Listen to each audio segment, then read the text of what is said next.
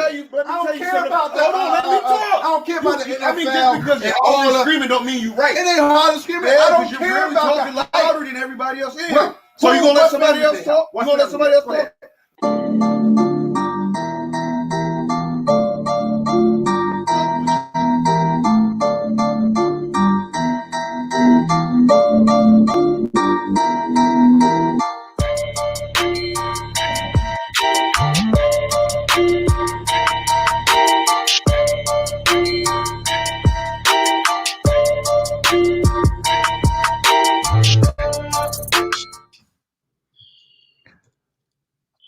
All right, Big Mike, take it away. Oh, thank you. We're missing John, but it's okay. Thank you for joining into another episode of A New You Radio, the show where we kind of bring a diverse catalog of ranging topics from uplifting stories, news and pop culture, sports and entertainment, and of course, dating. I'm your host, Big Mike, aka Mamba Mike, aka the savant named Levant. We're waiting on our guy Banks, but right now we also got the creator himself, Mr. Josh Waring. And don't forget the Elder Lakesman as well. Elder Lakesman? As you wear the Lakers hat. Oh, yeah, with the Mamba wings on there. Where they at? Right there. See the Mamba wings right there for me. So, very nice. And I actually have to give a special shout out to Thrift Tea, one of my favorite teas at the moment, made here in Trenton, New Jersey. Really? By my neighbors, brother Bullock, Peter Bullock. So shout out to the Bullock family. And amazing teas. Him and his wife have a company, and I'm sipping peppermint right now. It's one of my favorite teas, incredibly soothing. So that's saying Bullock from Bullock's Barbershop and Kenny Bullock and all them? Or no, different Bullocks? It might be different, but it's Trenton. Everyone could be related. You never know. Right. Got you. Because Kenny at the barbershop, his mom lives on Oakland, which is like around the corner from there. But whatever. Yeah, that's possible. Yeah, it could be. I don't know. Big Mike. We do have an amazing show planned. Do we want to wait for Banks to get up in here? All right, we can have a little preemptive backstage. Wait. have you heard from him or no? I mean, not since on IG. Okay, all right, gotcha. Well, you know what he does. Preemptive backstage. I'm excited, man, about this show. I love a lot of people know about it. All of our topics. I hope, yeah. I hopefully have a lot of watchers because I want to get it more interactive and stuff like that. And put it out there so people can see what we're doing. Maybe start adding some topics, things like that. I also had an idea that maybe some of our previous topics from our podcast shows, we can maybe put like one topic a week to discuss it live since they weren't discussed live or something like that. Like bring them back out. Oh yeah, that's fantastic. Wonderful idea. Yeah. You have any at the top of your list out of curiosity? I'm not always thinking some, but yeah, friends and relationships. Is it okay, if your significant other has friends? How about that one? Discuss with our live audience of males and females, stuff like that. So that's true. And I'm very interested to see when we get to the topic of being pregnant by someone else's ex and with that person. I don't even know where you got that one from. That's gonna be an interesting conversation.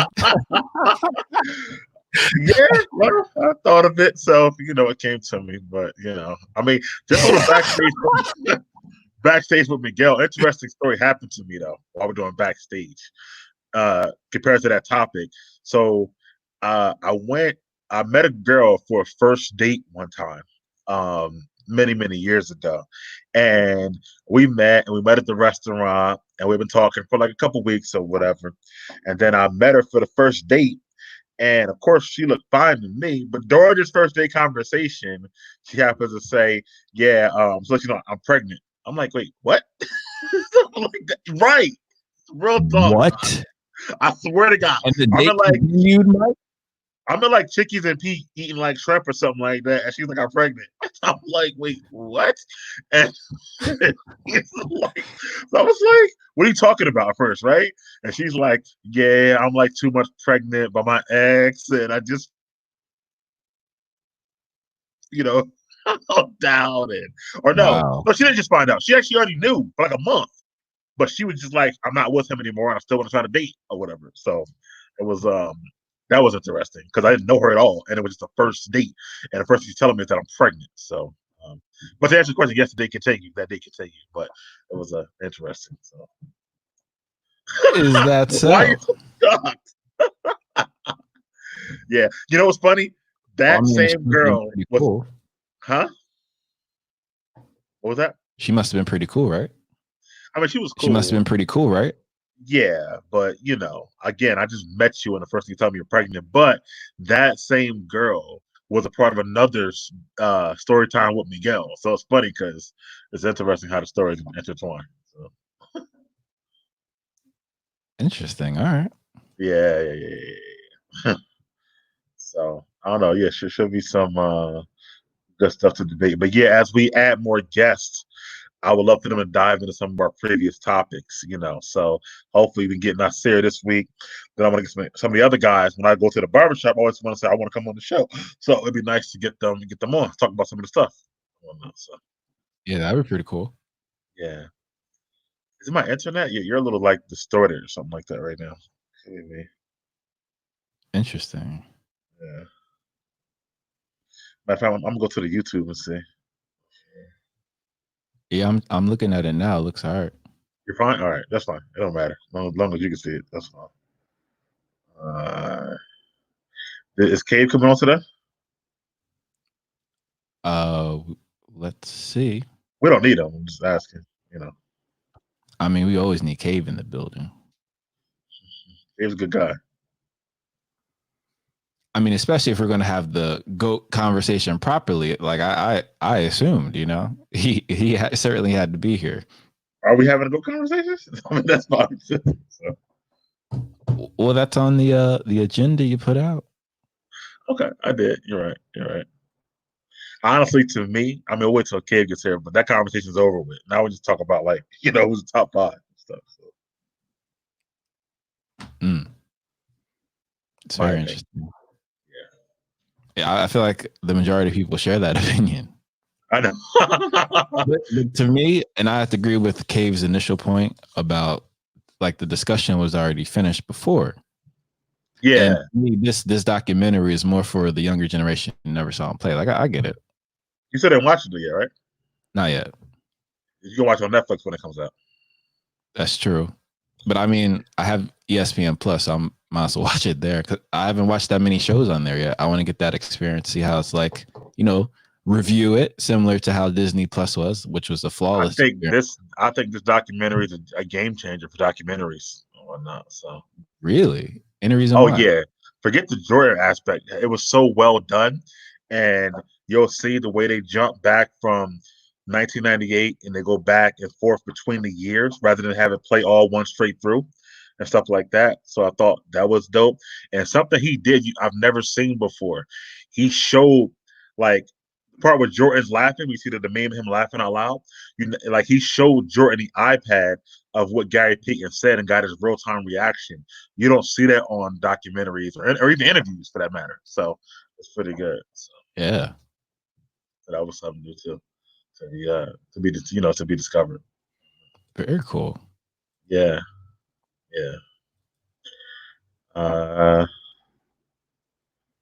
Okay. Sex and whatnot. How's it look on your end on your phone? My phone, I haven't went to it yet.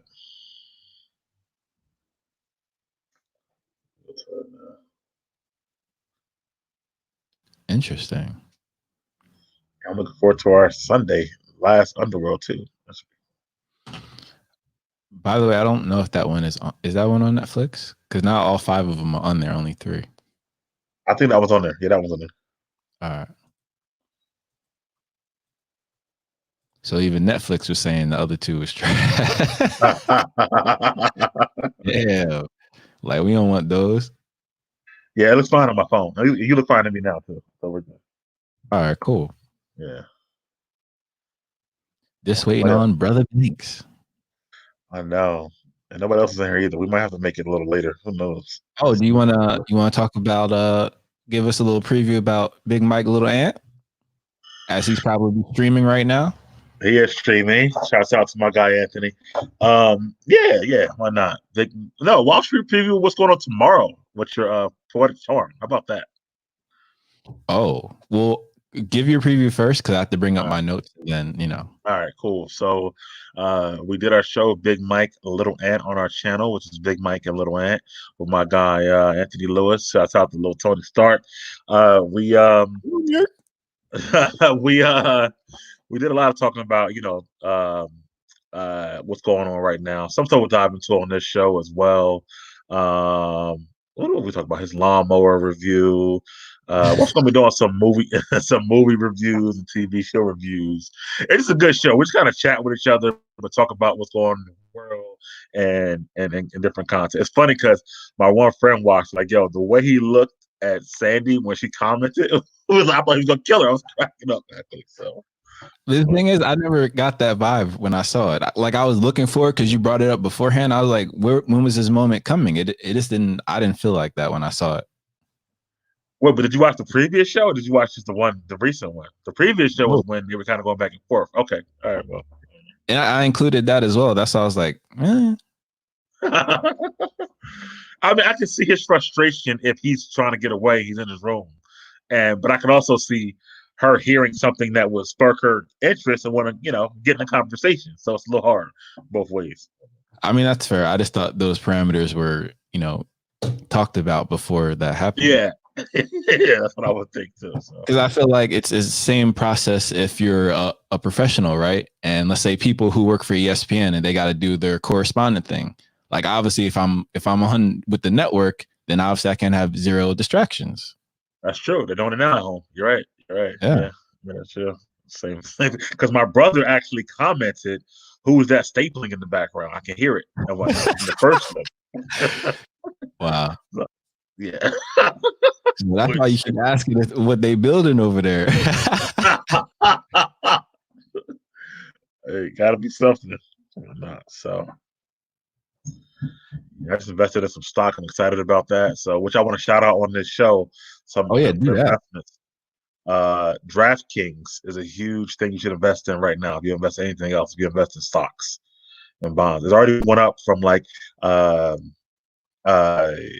think 19. No, it was cheaper than that. Now it's like 29. And the thing is that DraftKings, they just became able to trade recently, but there's no sports, so it's low. But as soon as sports come back, it's going to go huge or not. So if you can invest in DraftKings right now. Yeah, that's a great idea. Yeah.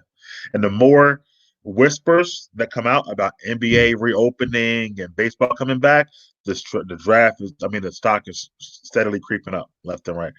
Oh, that's there he is. Sleepy and all. Banks is in the building. Up from his nap? Up from work. I just literally get out of work. Oh, man. How you feeling, man? This is crazy, man. This is crazy. Did you do your run today or what? Oh, no, I'm injured. I'm injured for like a good week or two. Bad shin splints.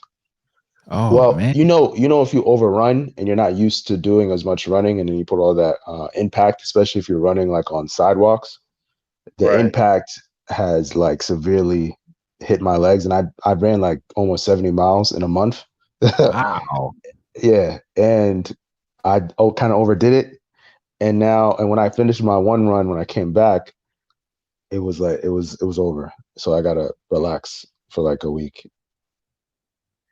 Wow. Well, we're gonna reintroduce our man Banks is in the building. We kind of the introduction already and stuff like that. That's a good thing to talk about the running, which is a good thing to do. But too bad to give you shit. Did you have the right shoes on, the proper footwear? What it was is really I'm not used to running outside. When I usually run in the treadmill, but I don't like running on the streets all the time. I usually run on the sidewalks. But if you run on the sidewalks and the sidewalks is great, the impact that's hitting your legs, and especially if you don't have like no shin guard or like a wrap on your leg, it's just gonna kill you. So because the pavement's uneven. So now I'm prepared. I ordered these guards to put on my legs, these sleeves. I'm gonna be good. So when I come back, I'm coming out. I try to go like Jordan, man, but damn. I Hey, fell. Josh. Hey, Josh, It's hard. I get the shipment now, like you, bro, every couple of weeks and whatnot. So There it Did is. you do the order? That's what yeah, I I'm did talking it. about. Yeah. You order from? Did you order from Thrive? Oh no, I didn't get that yet. I didn't get that Okay. yet. Yeah, they just start taking orders. Might get on there because they'll run out of food quickly because it's. I got the CMOS coming, and I got the elderberry syrup, but I haven't ordered from Thrive yet. Which brand of CMOS did you get? I think Flow or so. What was it?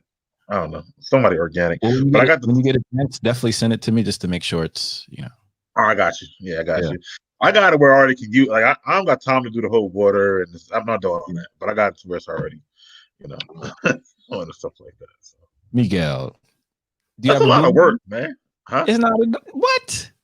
But y'all probably paying less for it because y'all doing more of the work. I paid a lot for this thing. I see CMOS already in a farm where I can just consume. I got mine off a black vegan tube. Interesting. Where'd you get it? You got it. You got it in the farm where you have to make it yourself, or you can just gotta. No, I gotta make it myself. It's the bag with the actual CMOS, and then blend it or whatever. Yeah, I know that. How much was that actually? Well, you just buy it already made. Yeah, Mike, it doesn't take that long. You just soak it. And then you clean it, and then you just blend it. And FYI, Miguel, that's how the counterfeit one gets around because of that. So that's why you got to make sure. Oh, don't mean it's counterfeit because they already did the process. They charge me money for the process I'm not doing, basically. Well, I'll send it to you. All right. It's like, I'll go to the grocery store and buy chopped onions already, even though it's more money to buy onion. Because I get that. I understand that. Yeah, I get that. But with CMOS, if you don't get the right one, you're not getting any of the benefits. That's why it's so important. Gotcha. Okay. Yeah. I'll send it to you to make sure. I should have sent it to you before I bought it. Maybe that would have been smarter. I actually have some in the bottom. Wow. I told Eb today, like, when it's over with, we're gonna start a whole smoothie and juicing store because her stuff be looking good, don't it? Like, yeah, Eb need to stop playing. Yo, Eb, I need a recipe book too. Stop playing, man. Yeah, no, see, I ain't doing that. Just give me the smoothie. How much for the smoothie? I'm not making it myself. See, now you asking for too much. I'm not doing all that stuff. But no, I'll pick her to pick up like 5 a week. I can freeze right now. Like, how much you want? But anyway, Banks, man, we're talking about the opening up in a country that seems to be becoming steadily more and more and more. And we'll get to more about that in the sports when we get there. But you took a trip to ATL last weekend, which has already been open for like 3 weeks now, I think. So yeah, they started opening up a little by little. In general, like there's still some places like closed down, but like when it comes to restaurants, if there's like outdoor seating, they allowed people to dine in. They also did like some brunches. There's a few clubs open.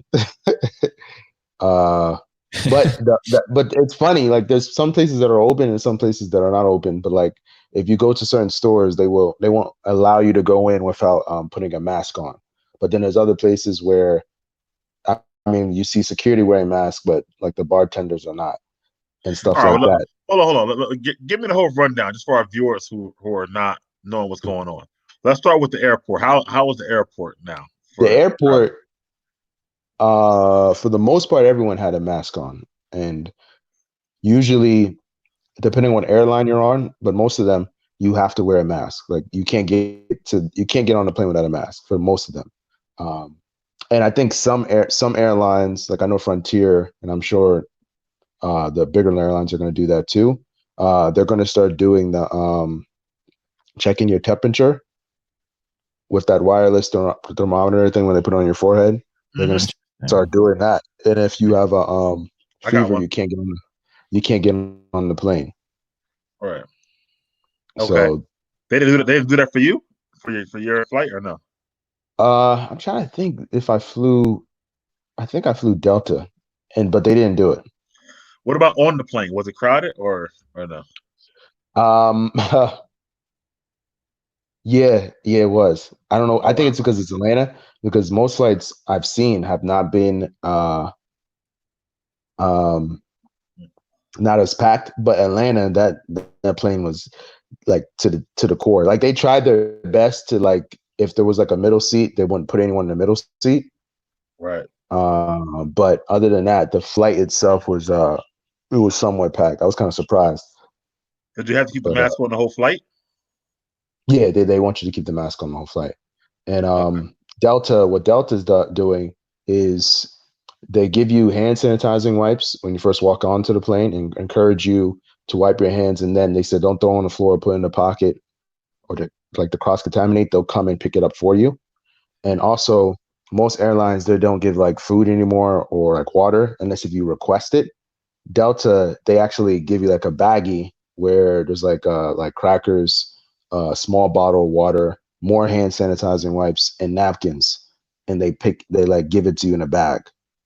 That's what they do. Wow. How I'm getting back to getting in Atlanta, same thing. The airport was like everybody had masks on and stuff like that. Atlanta was still different. Okay. Like Atlanta's a very big airport. Like it's one of the biggest airports in the United States, and it's very annoying to get there. But like you got to take an air train to get to the main terminal. And what I noticed, some people in the air train, like if they had a mask on, it was not on. It was like on their neck. And a lot of people, there was a lot more people who didn't have masks on in comparison to like from here. And, okay.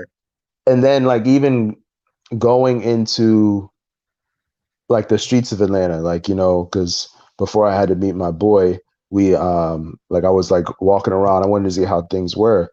Like I went to a nail salon, and the way they did it was like they had a sign, and basically you had to answer these questions like, were you in contact with anyone with COVID-19? Do you have any? Would you have any fever-like symptoms in the past whatever amount of days? Do you feel sick? And there was some other question. As long as you answer no to all those questions, they allow you to go inside, and then they make you wash your hands, and then they only allow a certain amount of people in the like proximity. Wow. And like if you want to do like your feet, they don't have like the shower curtain thing like some places were doing. It's literally like this place is kind of big, but it's like spaced out. There's only like maybe 4 customers in there and like maybe 4 nail techs, I think. Yeah, something like that. And then when they do your hands, they have like these, they have like this middle bar thing, and they have like these face shields, like you're at a bank teller or something. And then they put your hands under, and then they do your nails that way, and they have like double mask on. But like I went to the hair store to get like to get a brush, and it was kind of in the hood though. It was kind of funny because the lady was like, when I first walked in, she was like, "Oh no, hand sanitizer." She was like, "Hand sanitizer." And I said, "What?" And there was this big hand sanitizer on this table, and she made you like hand sanitize your hands. She had to have a mask on, and then there was this the grandma, I guess, is the one in the store, was spraying Lysol everywhere on stuff. And then like this guy tried to come in to buy something. He had no mask, and then she wouldn't let him in. Wow. Yeah, she was not having it. And how was the barbershop? That's what I'm really curious about. Well, I didn't actually go to the barbershop. He came to our spot, but I've seen his shop, but it was like, you know, pretty simple. He didn't, the way they do it though, like some people had masks on, some people didn't. Okay. And the mall you went to, right? Also, the mall was crazy. Like I was surprised that the mall was even open. I didn't know that, but because my boy wanted to get a belt. So he wanted to buy this Gucci belt. So we had to go in the Saks. You see all the trappers there, right? In the designer section. And majority of them don't have masks on. Then the comment that was funny when I first walked in was this guy was like, "Hey, I don't want to wear a mask because I don't see a point because everyone else is doing it, so I don't got to do it." And I walked past him. I was laughing because I was like, that doesn't make any sense.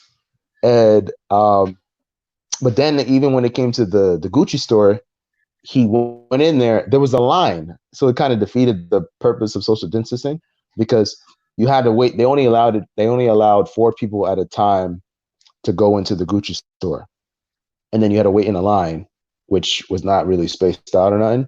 You were just in a line, and even when it came to like the food courts, some places were open, some places weren't, but it was just weird. Like they had tables where it said like the middle table, you can't sit there. But then there was a family of like, I don't know. I guess they were friends and family and they took all the tables, but it says on the table, leave this table empty, but they sat there anyway. Wow. So it's basically like almost business as usual down there. Like it's like nothing going on. In Atlanta, yes. Outside of Atlanta, when some people I know, they said they're still kind of scared to go out and stuff like that. But in Atlanta, most people don't care. And even I found ironic because, most people say black people do this, but ironically, a lot of the white people there did not wear masks.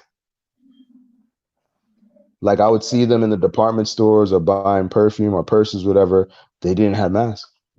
I don't even find it ironic because a lot of white people here don't wear masks. So I don't really find it ironic. Well, you always hear broadcasting like, blah, blah, blah. Black people don't do this. Black people don't do that. But it was just, I saw more black people who did care have masks in comparison to, other races and stuff like that. Interesting. And because I was thinking about that guy in that gym in Belmar. They all were white and they all didn't have any mask on and stuff like that. That was crazy. And Banks, could you walk us through your transaction? Like what were the prices like for the airlines? Well, I had a credit for my first one, so I didn't have to worry about that. But coming back, it was not as cheap as I thought. And I don't know if it's because Atlanta was like opening back up, but the prices were pretty high in comparison to like the past. Like the past was like only like $20, $30, but now it's hitting like a basic ticket was like $80, $84. And then if you want to add a bag or whatever, that comes to like $120, $130. And then a lot of other flights were like 100 some. But then like towards the end of like May and June, it kind of dropped down to like 70, 80 again. But the prices were still somewhat higher than what I would have expected during, a pandemic. What about at night or restaurants? Were they all like operating normally for you? Did you go to anything down there while you were there? Well, I mostly ordered food. Other than the mall, I went to the food court. That was like normal. There was restaurants open though for the public. Like they just started that weekend. They just started opening restaurants. I didn't go to them, but I seen it. And but when it came to takeout, you would just order and then you would just pick it up from the place, or they would deliver it to you. Yeah, I got you. Like that's like here. Yeah, got you. So with some of the stuff opening up here soon, and thanks for that insight on your trip, Banks, because they've been open for a while. Do you guys think you'll be trying to go to anything, or are you still going to live the same way right now that you're living right now? I know certain things are starting to open here and there, gun ranges and batting cages, and of course the beach this weekend and other stuff on that. I mean, I don't really care about the beach, but right, we talked about that before, yeah. If they open the shore for like I wouldn't go there now, but if they open it like towards the 4th of July, I'll get a beach house and just relax. I'll probably just mostly be in the house though, but that's what I usually do anyway. I don't know if I would go to the beach because some people are still dirty. It's a fact. Even if they don't have the virus or whatever, it's just like they're still dirty, and I can see it. I don't want to be near them, and especially all those people that go to the beach. They be doing some off the wall stuff. So I'll keep my space. That's funny. Any news on our friends in the UK, Josh? Are they opening up yet still, or no? Same thing. A little bit. I mean, in some instances, some of them aren't wearing masks in public either. And I mean, if we're being honest, even the statistics worldwide, I mean, it's less than what 5% in terms of mortality. Yeah, it's always been that way though, right? Yeah, right. So it's just one of those things. So statistically, I think we all realized that it was present in our countries before we were aware, and most people probably already went through their phases already, most likely at this point. It is interesting. The mayor of Atlanta, who had the big panic, is now saying it wasn't as bad as she thought and whatnot. So I find it interesting. I thought that was alarming, and I feel like people overlooked that message. But I think that message spoke volumes, at least to me, because a lot of people tend to follow what other people tell them as opposed to just doing their own research. And a lot of people get caught up in like some people say the fear mongering of like what's going on, all these people are dying, all these tests. But if we don't have like the proper number of tests out yet, and then they keep every so often they put these numbers out saying like, oh, this amount of people died, this amount of people have it, and this amount of people do it. But do you ever actually fact check like the amount of people that actually died and the amount of people who actually survived it?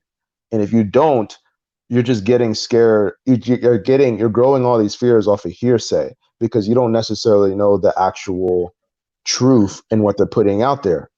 And I think even when the mayor, she's the mayor, right? Mm-hmm. Yeah, the mayor, when she said that, I think it's just she started to look or at least give you some sort of hint of like, okay, it really is not as bad as what they're saying it is. At least as of right now, in regards to what's actually happening and what people are doing on a day-to-day basis. Because if you go to Atlanta right now, you're gonna think like nothing. I mean, you'll see some things, but you're gonna think like it's just a regular day. Interesting. So let's move forward onto some other lighter stuff. Let's move to pop culture since we don't have Cave yet. But so we got these versus battles, and they're picking up more and more left and right. And we had one last week, Nelly versus Luda. As I predicted, Luda would win. But did you watch any of it, Banks, at all? What do you think about the whole I watched some of it, but it kind of got like annoying because Nelly had so many technical difficulties, and I think it was just, I mean, like, I don't understand.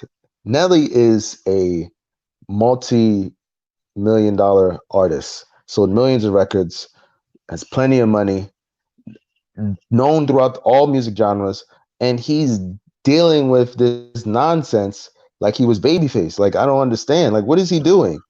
Like, it was just like, it was embarrassing. Then you got Ludacris just sitting there like, oh, I'll wait for you, dog. Like, I don't want to do. And it was just like, it was horrible. I really wish they could have redid it.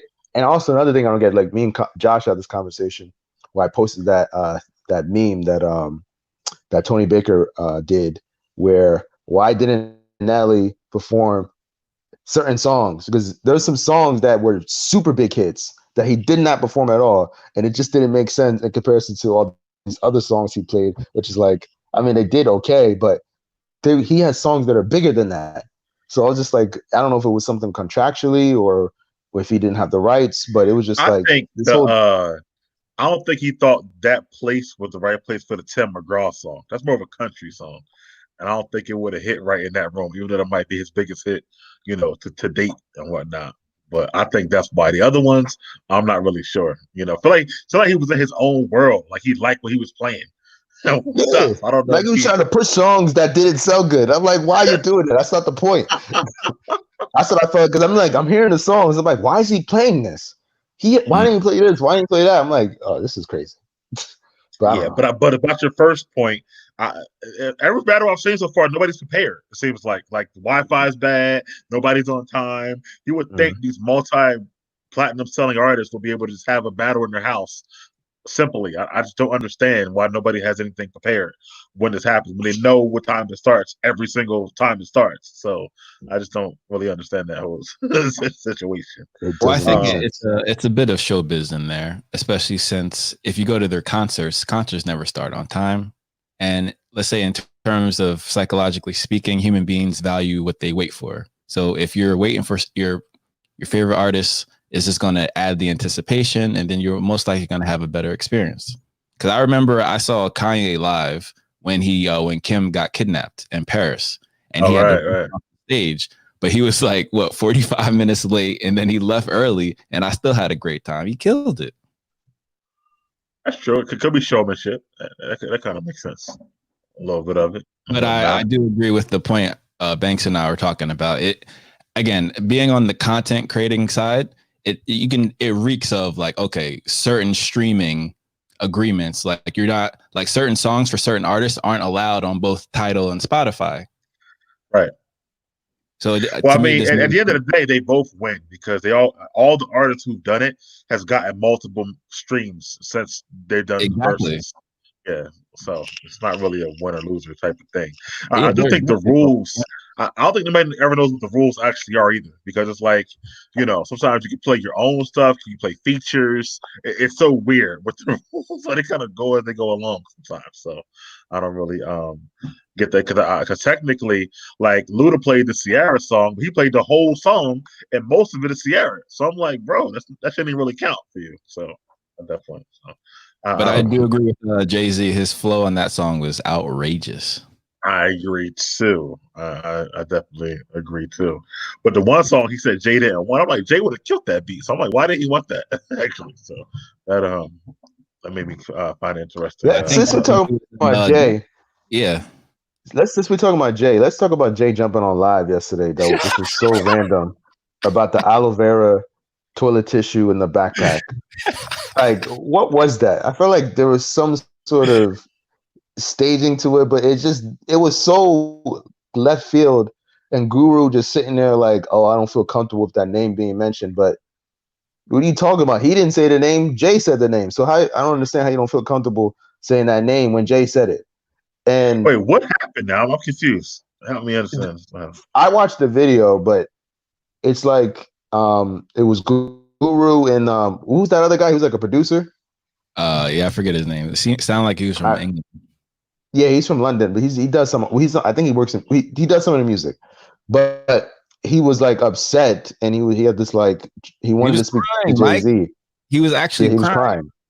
Like he was begging to speak to JayZ. I was like, first of all, who is this man crying to see another grown man? What you doing, bro? Why? Like, what is you doing? So I'm thinking like he had to be someone important because Jay knew who he was.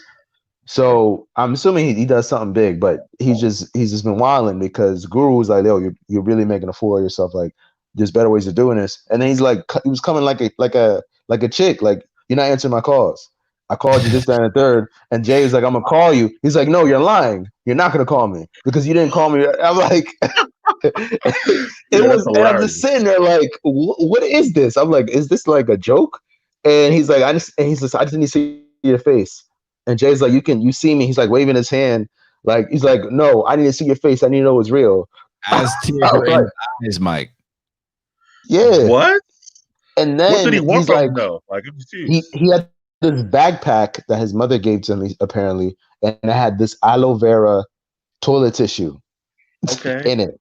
And it's like a rare form of tissue that he only can use because he has some sort of skin condition.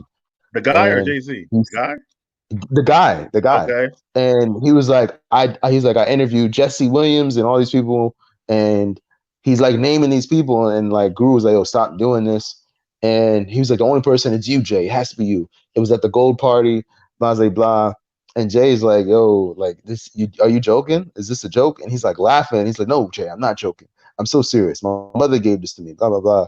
And then Jay's like, all seriousness, let me ask you a question. So if they've been missing this toilet tissue, so that means you haven't wiped your ass in that long? And he's like, see, this is what I'm talking about. And he's like, you're just like, going back and forth, like, oh, I didn't know. He's like, why are you saying this is a joke? It's not a joke, man. Then Jay was like, all right, allegedly, dude who killed such and such is the one who might have your bag, allegedly. And then Guru gets all upset. He's like, now you saying, he's like, now I feel like my family's threatened. You saying his names. And then the guy's like, oh, now I feel like, should I fear for my life? He's asking Jay these questions. And Jay is like, don't worry, we'll talk off guard or whatever. And then he was like, one last question. He's like, I've been trying to get our hair is similar, and I've been trying to get my twist to stick up like yours, but how do you do it? I was like, oh, yo, this guy's so random. It just didn't make any sense. I'm like, what is he? Now he's asking how Jay does his hair. For another man's hair. But it just didn't make any sense. I didn't get it. Moving on forward. That's crazy. Speaking of not getting stuff, how you feel about this whole 6ix9ine versus Snoop Dogg thing right now? Thanks. I think it's staged. Okay. I think it's staged. I think 6ix9ine is using this for promotion to try to get more hype because, his record, it did whatever numbers, but it's starting to decline now. And not many people are talking about it as much. So he has to basically create antics to kind of keep himself relevant. And I think he's doing something in the end with Snoop Dogg. And I think with his management, I think 6ix9ine's manager or whatever has ties with Snoop Dogg or something like that. And I believe that they're doing this just to play with the people's minds. I don't actually think it's actually like a serious thing, but I believe it's something that that they're just using to manipulate the system and push his numbers up. Because if this is like a real thing, remember that I don't know, that the white girl that says she's black. Are you aware of her? And then she's with the other guy with some deformity or whatever. And he was they were saying like Snoop is not Crip and doing this. Then the next day they had to put an apology video up because they got pressed. So what makes you think Snoop is not going to do nothing to 6ix9ine if that was like an actual thing soon?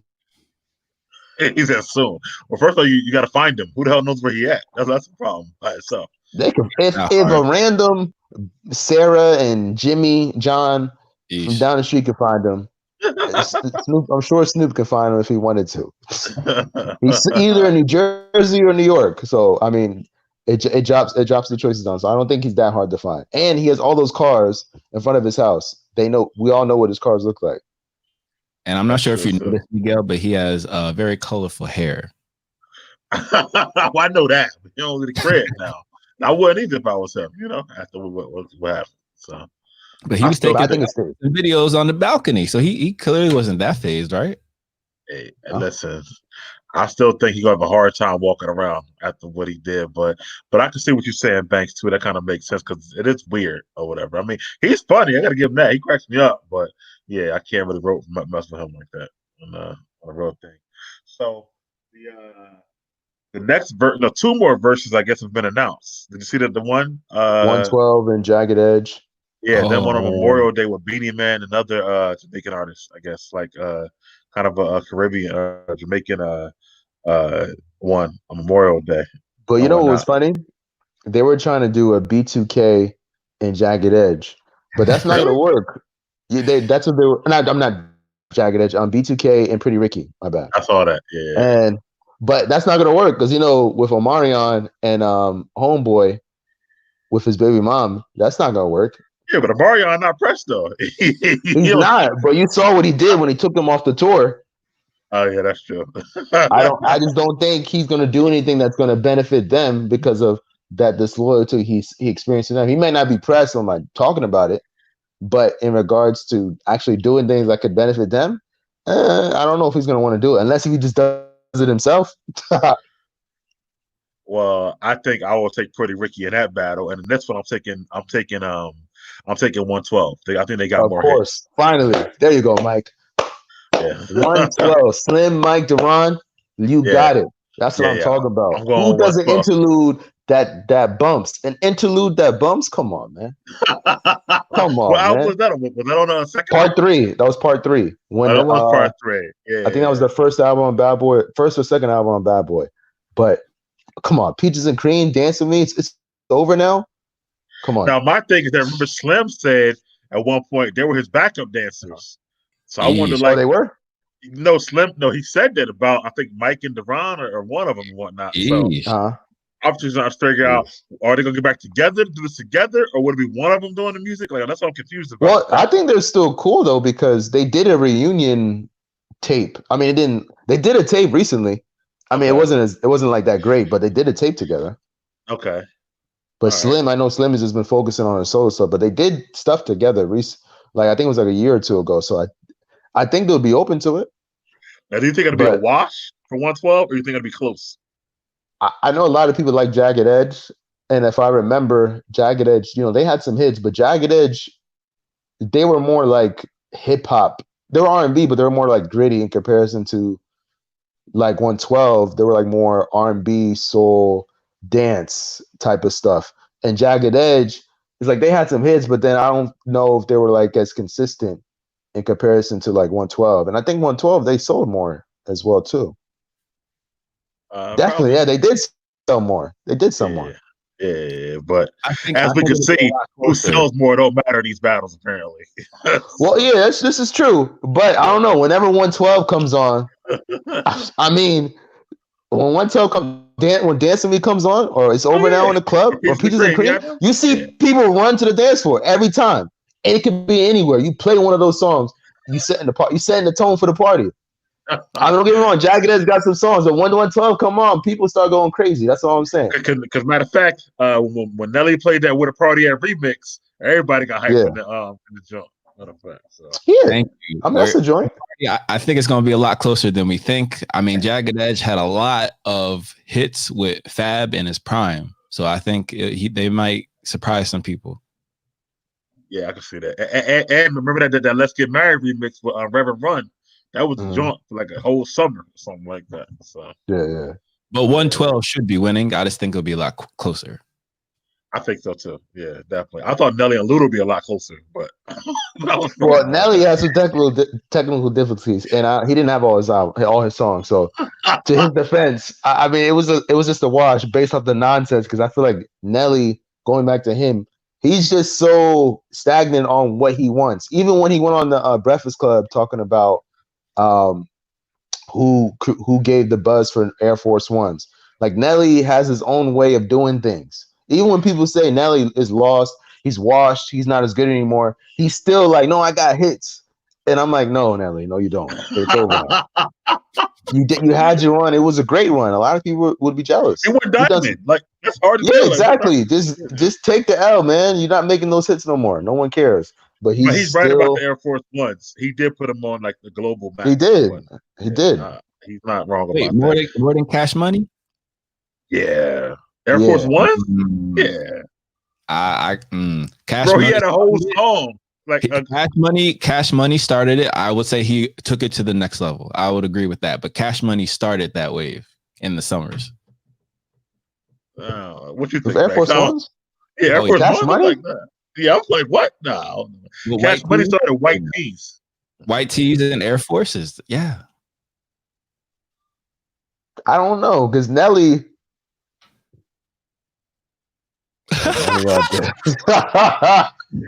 Yo, focus on your stream, Tony Stark. Yeah, Tony Stark. You're probably getting chipped in the game right now. Relax. Or he's probably losing. I'm sure he is. Also, I have to give a shout out to Chloe Diz's mom. It's her birthday, so I got to give a shout out to her and anyone else who has any birthdays. Please put it in the comments. We'll love to shout you out. Also, if you're a business owner or entrepreneur, we would also love to shout you out as well, because we all know that we're going through something at this time. So let us know. Y'all know about the Air Force One thing, Josh. But if they did the one, I think there's one about Ashanti versus Keyshia Cole. Who would you have on that, Banks? Ashanti. You know I don't like Keyshia Cole. Okay. Like Keyshia Cole has some joints, but come on, Ashanti. She just. I just don't think so. Like, Keyshia Cole right now, all she just seems bitter. I don't know what it was. Ever since she put that song, I Should Have Cheated. She just seemed like she's just been bitter, and then she's been taking L's. And when she had that relationship with JayZ, and then JayZ called her crazy because she was blowing his phone up and all this. And then when her mom proposed, and she proposed to him. I'm like, he's like, oh nah, you take moves is cool. Like, what's up with this? Like, she's been playing herself.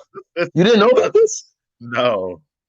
Oh man, nah, Mike. She's really been playing herself. But then what she did at the award show, come on. Oh, wow. Over singing? Come on. I remember that, yeah, but I ain't know about Know your place. Know your place. Nah, I think Ashanti got it. Hands down. Thank you, Tony. My God. That's right. But all Ashanti has to do is show up and she won, to be honest. Basically. I think she got more of the hits, like the ones that hit hard, all them songs with Murder Inc. and stuff like that. That They take were you hits. back, stuff like that. They were hits. Especially Foolish in comparison to I Should Have Cheated. Come on. Foolish. Ooh, I Should Have Cheated. Bro, those are close though and whatnot. Everyone makes a joke out of I Should Have Cheated. That's the biggest joke. I understand it, but it's the biggest joke video. You don't see people making jokes out of Foolish. That's true. That's true. Because it's a good song. And then hey, it's for the culture, man.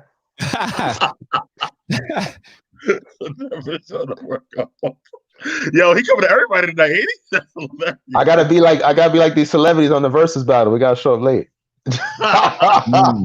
Showmanship, right? There you go, Banks. Let them know. Speak it into fruition. We're gonna do it big. And moving forward outside of pop culture, I guess. Oh, look, close to don't be hating on Keyshia Cole. So, Chloe, who you got, Keyshia or Ashanti? Let us know. Nah, she definitely got Ashanti, but she wanted to stick up for her. Also, 112 or Jagged Edge? Who you got? Let us know. That's a great question. Yeah, wonderful question. That's a great question. I mean, for me, 112 was like the 90s, but Jagged Edge was like, to me, that 99, early 2000. I was like coming into my own. Like I was playing Jagged Edge on dates. You know what I'm saying? Like, Jagged Edge. Oh, you were saying let's get married, Mike? I was playing that. I was playing he can't love you like I can or something like that. Oh, nah, boy. Man. You know, remember that Academy Award winning? Number 2. No, it's true. Bars. Yeah, definitely. Moving forward to the sports, man, because we're gonna talk about this Last Dance documentary that finally ended. This incredible 10-part documentary. I was telling Josh before you came, Banks. I think this is gonna set the standards for documentaries and how they're done. Right. And the amount of parts and him going back and forth from the years and having different people profile. I thought it was just I want to give a shout out to the director, Jason Hare, for an amazing job that he did with documentary. But beyond the content, just how he did the documentary. So look, going with Jagged Edge. It's gonna be close. It's gonna be close. And Ashanti. Of course, Ashanti though. Yeah, definitely. So long, Keyshia. So about the you watched the last 2 episodes, right? Banks, yeah. What you think? I think it would be great. Well, to step aside, I think a great follow-up would be something with the Lakers. Because they're a comparison to that and the Warriors, but the Warriors, that's too soon. Nobody's going to really care about that. Yeah, the Lakers and with Phil Jackson again, come on. I was thinking, monumental. I wish Kobe was alive to be able to talk about. That would have been amazing. Yeah, the Lakers and RIP Mamba, but that would have been amazing to me to be able to do that. But I think that'll be a dope documentary because they had a lot of drama and stuff like that too. So right. I think they should hire the same dude to do it. But what do you think of those last 2 parts, though, John? I thought it was good. I mean, in comparison to the episodes last week, I think those were like heavier to me. Yeah, of like all like though I think that was literally my opinion. I think that was the best out of the whole series. But I think it kind of showed more with the last 2 episodes. It kind of showed more of Michael being an actual human and not like this super figure god or whatever that people would position him as. Especially with the moments where you saw that he would still be hurt by losing his father, and then he took a liking to Gus, the security guard, and still sticking to the side until he eventually passed, and just basically having him by his side, like, and looking at him like as a father figure. And I felt like that was like a nice moment for him because a lot of people were bringing Jordan down with all the antics he was doing and him like cursing out the players, hitting people, and like if it's my show or that, and then like even with the pizza thing where they were saying like he spit on the pizza so no one would eat it, like showing a greedy side of him. But I think the way they ended it was good. I feel like I wish they could have showed more of the series in the games because there were some things that they definitely skipped. But I agree. I mean, from what the NBA did in regards to what they wanted to put out and get ratings, they definitely did a good job with that. Yeah, let's talk about this whole Pizzagate situation where, like, you know, the NBA, not like 23 years ago, nobody mentioned pizza. It was all about the flu situation when it particularly happened. And Josh, you had thoughts on that, right? Like why they hit it? You said about the NBA. Well, I mean, but they didn't really hit it, hide it for that long because Mike, you and I knew this information, decades ago that it was actually food poisoning. Like it came out. So, but again, I feel like it's similar to, football. So obviously you're not going to say when your player has an injury just for a competitive advantage. You want to have them prepared that they're going to get the full version of that player. So it's just a gamesmanship for me. And we see it in sports all the time. The interesting thing to me is that the guy who supposedly made the pizza, it was a Pizza Hut, which is a major franchise. So I wonder what type of hit they would have took had they said Michael Jordan got food poisoning from a Pizza Hut pizza. It would have destroyed them. It would have destroyed them. It would have. They would have been out. That's crazy to think about. You making Michael Jordan the biggest player ever, especially at that time, sick. Yeah.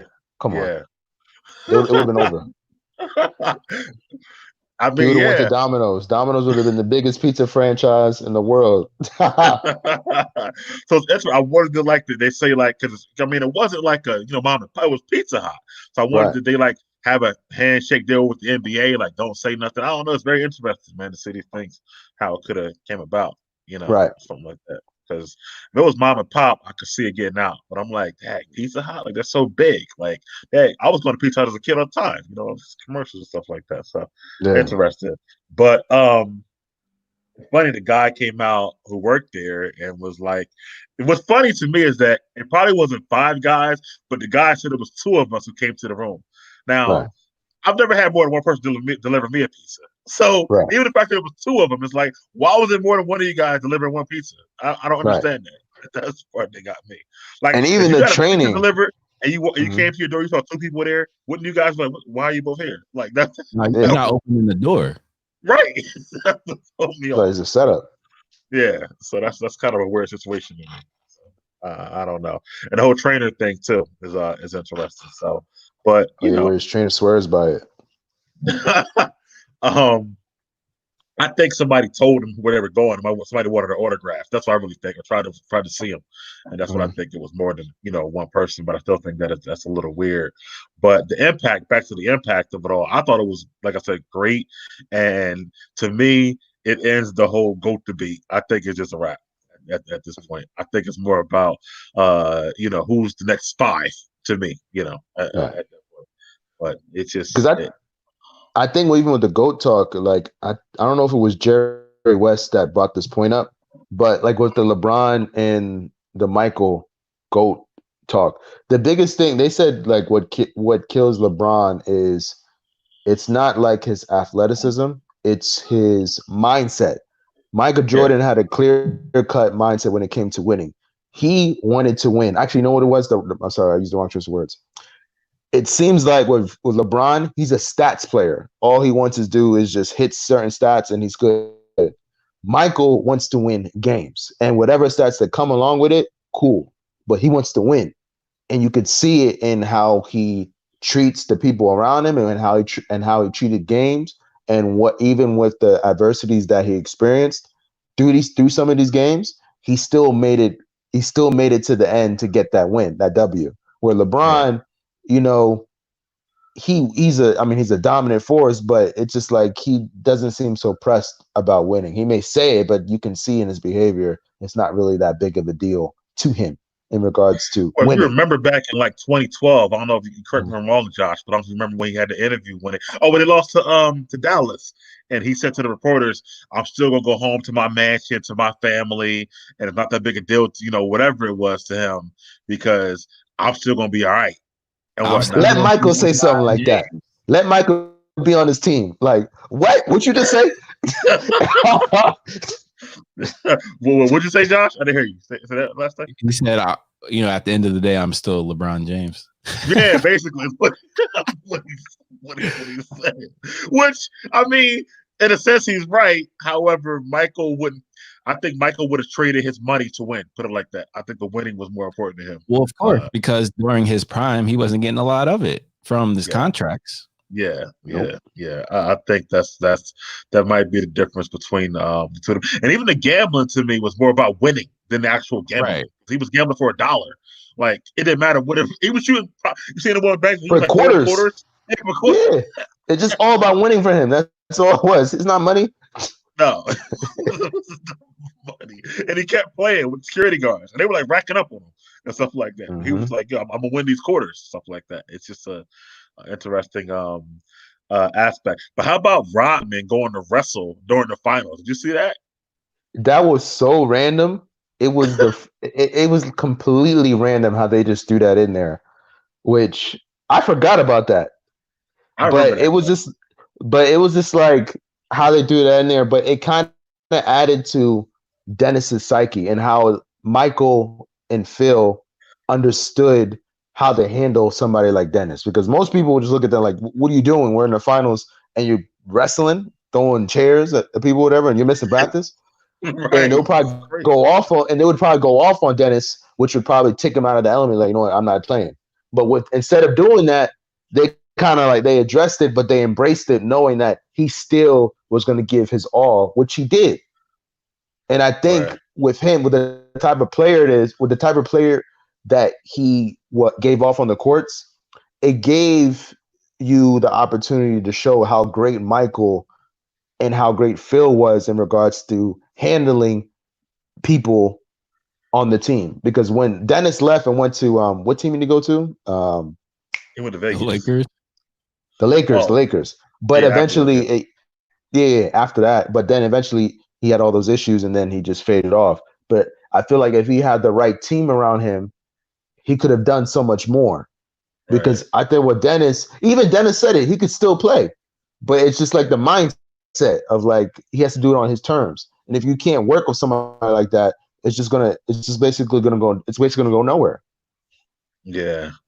I mean, it's funny because he left an NBA Finals game to go do a major WCW Monday Nitro and whatnot. And I'm thinking, like, imagine if it was social media, not the fact that they would have found them, but the amount of followers he would have got from basketball and wrestling on the same night, basically. Exactly. like coming out. His brand would have been enormous, Dennis Rodman, because of, first of all, he was dating Carmen Electra, he was wrestling and playing basketball at the same time. Like with brand. With antics, like, oh my God, it would have been crazy. And to be fair to Dennis, I would still consider him the consummate professional, because everyone knows about his fitness levels were out of this world, completely unquestioned. Because after a game, he's going to go run on the treadmill after the game. So that's true. Going to WrestleMania for a publicity appearance, essentially, that's not a big deal for Dennis.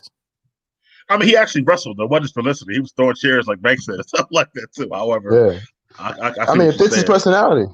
He could have done WWE. It would definitely fit. He's definitely a character. Do you think, Josh, it was a sign of the times though that they would even call him to come? Like, do you think Vince McMahon right now would say, "Come do this show for me during your finals. I don't care about your practice," or do you think it would? Yeah, I agree with you. Now you couldn't really do that, especially since how much the players are getting. Because I think this is also part of the element for the GOAT debate, because at a certain time, psychologically, when you get a certain amount of money, that hunger is gone. And you can see it in the play. So at a certain day, like, I'm not going to play defense on this play because it's a business decision. It's going to mess up my brand, and that's going to mess up my team. So they're playing for different things. That's true. Huh, that makes sense. I didn't think about that aspect. Thank you for that, Josh. Actually. By the way, Nacir said the link doesn't work on Safari, so he's downloading Chrome right now. All right, great. It only works on Chrome. Yeah. Yeah, we're about to get into dating right now. So you wanna get into it, Miguel? Well, I'm gonna give Nacir a second to get in that. But yeah, we're definitely about to get into it. I did want to say though that speaking of sports, and I was talking to you about this earlier, Josh, is that people, if you're listening and watching, and Banks, you too, if you do play the stocks, try to invest in DraftKings right now, because DraftKings because there are no sports, so it's still relatively low to buy. It was lower before, but as sports comes back, the stock is going to shoot up. And they just became tradable not too long ago. So that would be something to invest in. And talking about sports coming back, the NBA they've now said that, not the NBA, but LA just said they'll be open to play sports in July. Vegas already said that, Orlando and Houston now. Houston, matter of fact, your spot, thanks. So it's interesting. All these locations are kind of like in a fight to host the NBA when they're able to come back. So I think every time you hear whispers about that, the stock increases. So this is just and the thing is, what are going to be the logistics? Because any city they go to, mad people are going to start going there. That's the thing. You're right. Yeah. Because like you said, remember before Josh, you said even if they could have played the NCAA tournament with no fans, but the towns would have made money because the people would have still been going to those towns, even if they couldn't go on and watch the games. Right. Stuff like that. You're right. The logistics would be because if they play in one bubble, all the games, why wouldn't women especially go there with all the NBA players in one place? As a matter of fact. I mean, and airlines too. I mean, it's going to be more packed than John's flight. Yeah, I could see that. And I don't know about that with the airlines because they're saying that airline prices are going to go up, and some of these smaller airlines are going to be non-existent. So I'm curious to see how that's going to play out because a lot of these airlines that are filled because there's cheaper seats, and the other airlines are basically competing with those smaller airlines with like the basic fares, you can get that cheaper price. But if that is completely out the picture, what is that? What are those people who like didn't travel as much, but now they feel like they're more inclined to because of the price, and that price or that incentive goes away? Like, are you still going to want to travel as much, or are you going to be limited to wanting to go or take that random trip now because that $70 or $50 ticket is now $300? My thing would be, I would be a little worried about wherever I go, whatever the parameters or rules and guidelines are when I get there.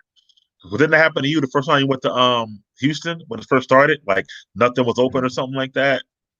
Well, yeah. Like, when Houston, it was more, there was stuff open, really, but I didn't really feel like the pressure. I mean, you could feel like people wearing gloves and masks and like stuff like that, and then you couldn't go to restaurants and clubs and whatever, but it didn't feel weird. The only weird thing was I just couldn't go out.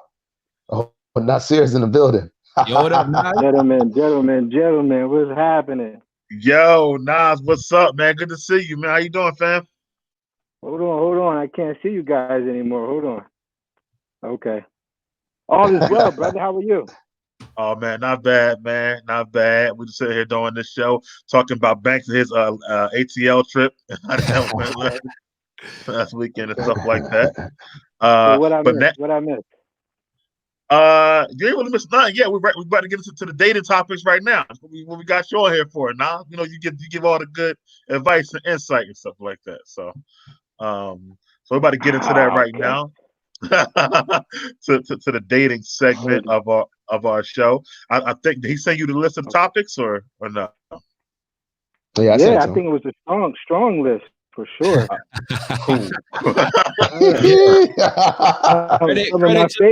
That's all Big Mike.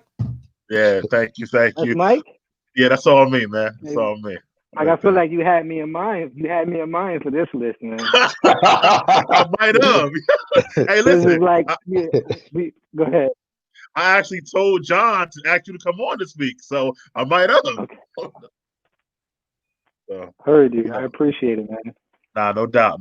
So the first one is the most, I guess, interesting one.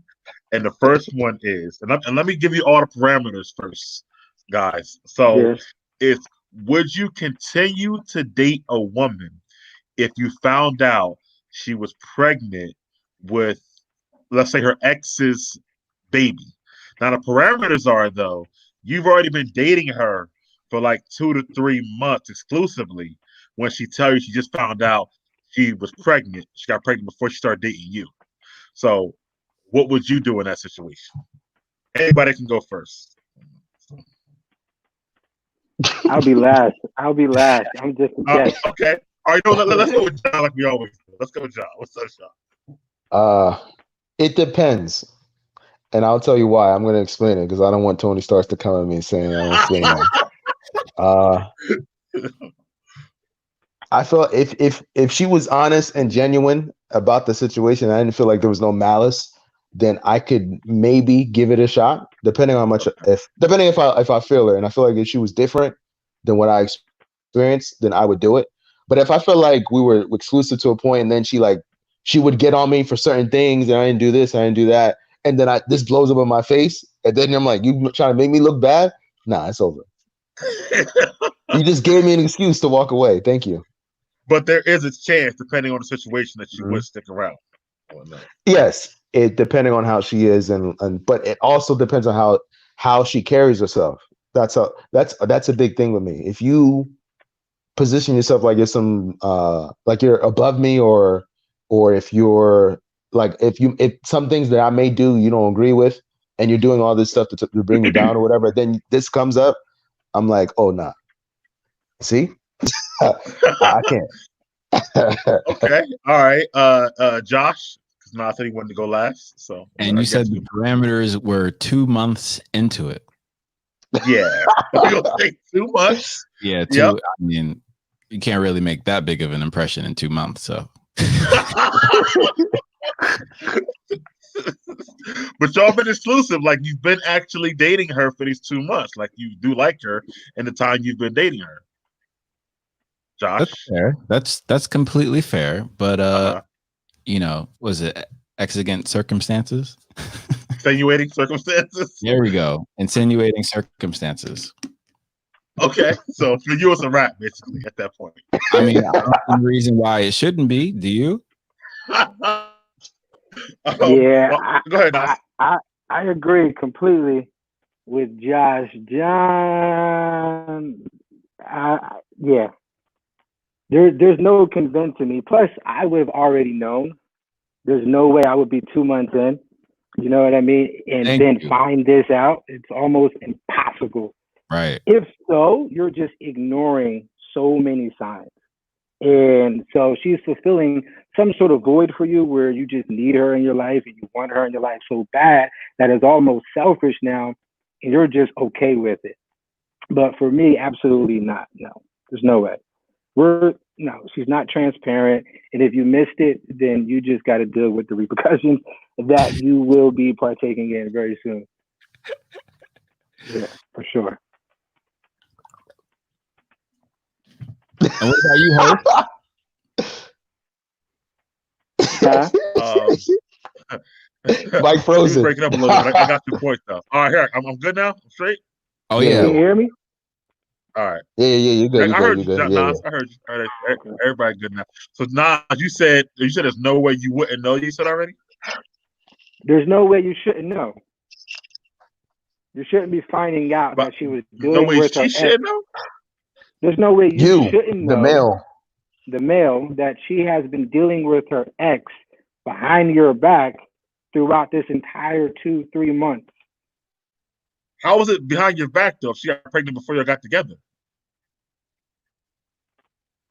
I thought you meant she told you in the 2 months term. She told you I'm now pregnant.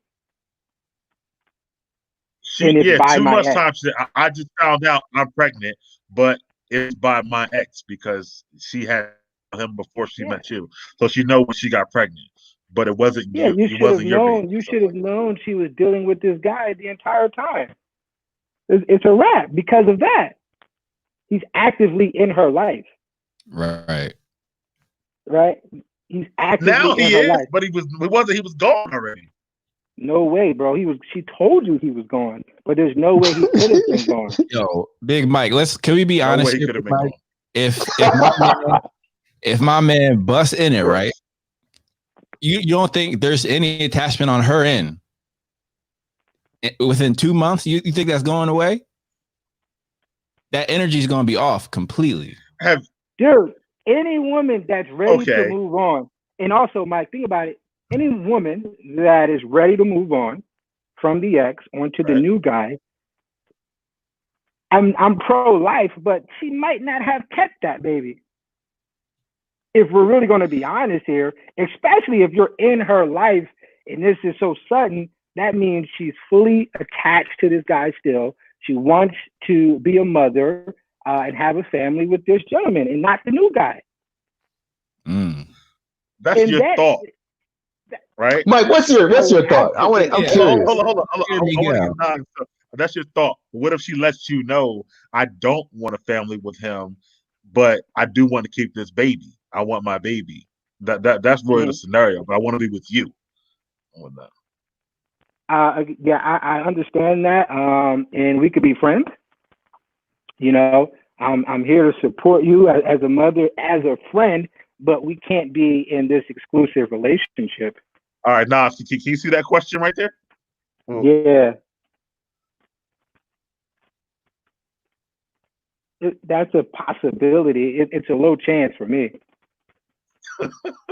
What about you, John? If she told me that from the jump, I'm like, I don't know.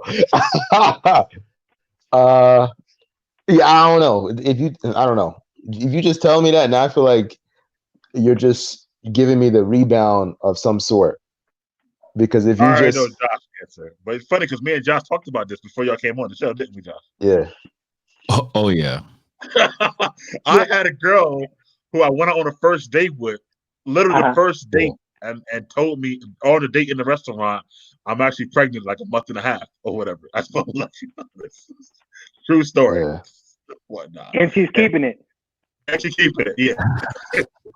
But I'm not with my ex no more, or whoever he was, but I am pregnant right now. Literally a first date.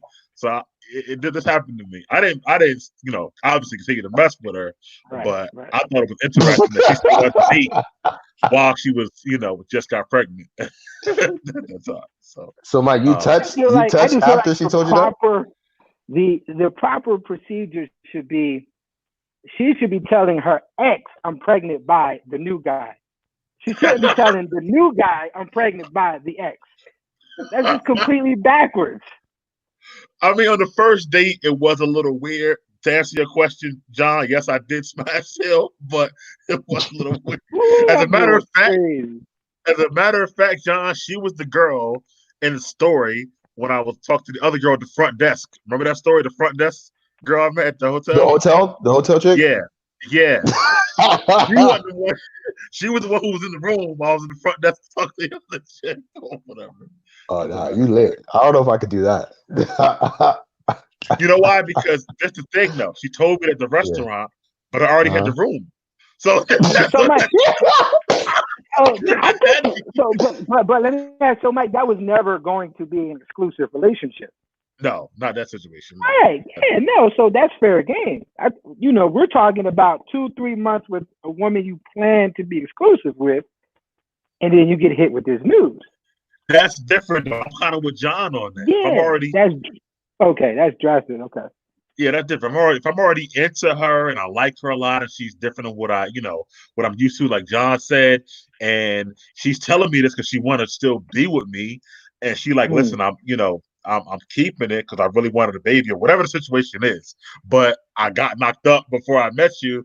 I'm likely to stick around in this situation. Now, this is crazy. This was actually. Did you guys watch Good Girls? This was an episode of Good Girls like 2 weeks ago. I've never seen that show before. Oh man, it's good stuff, bro. This is exactly. And then she told her husband it was his.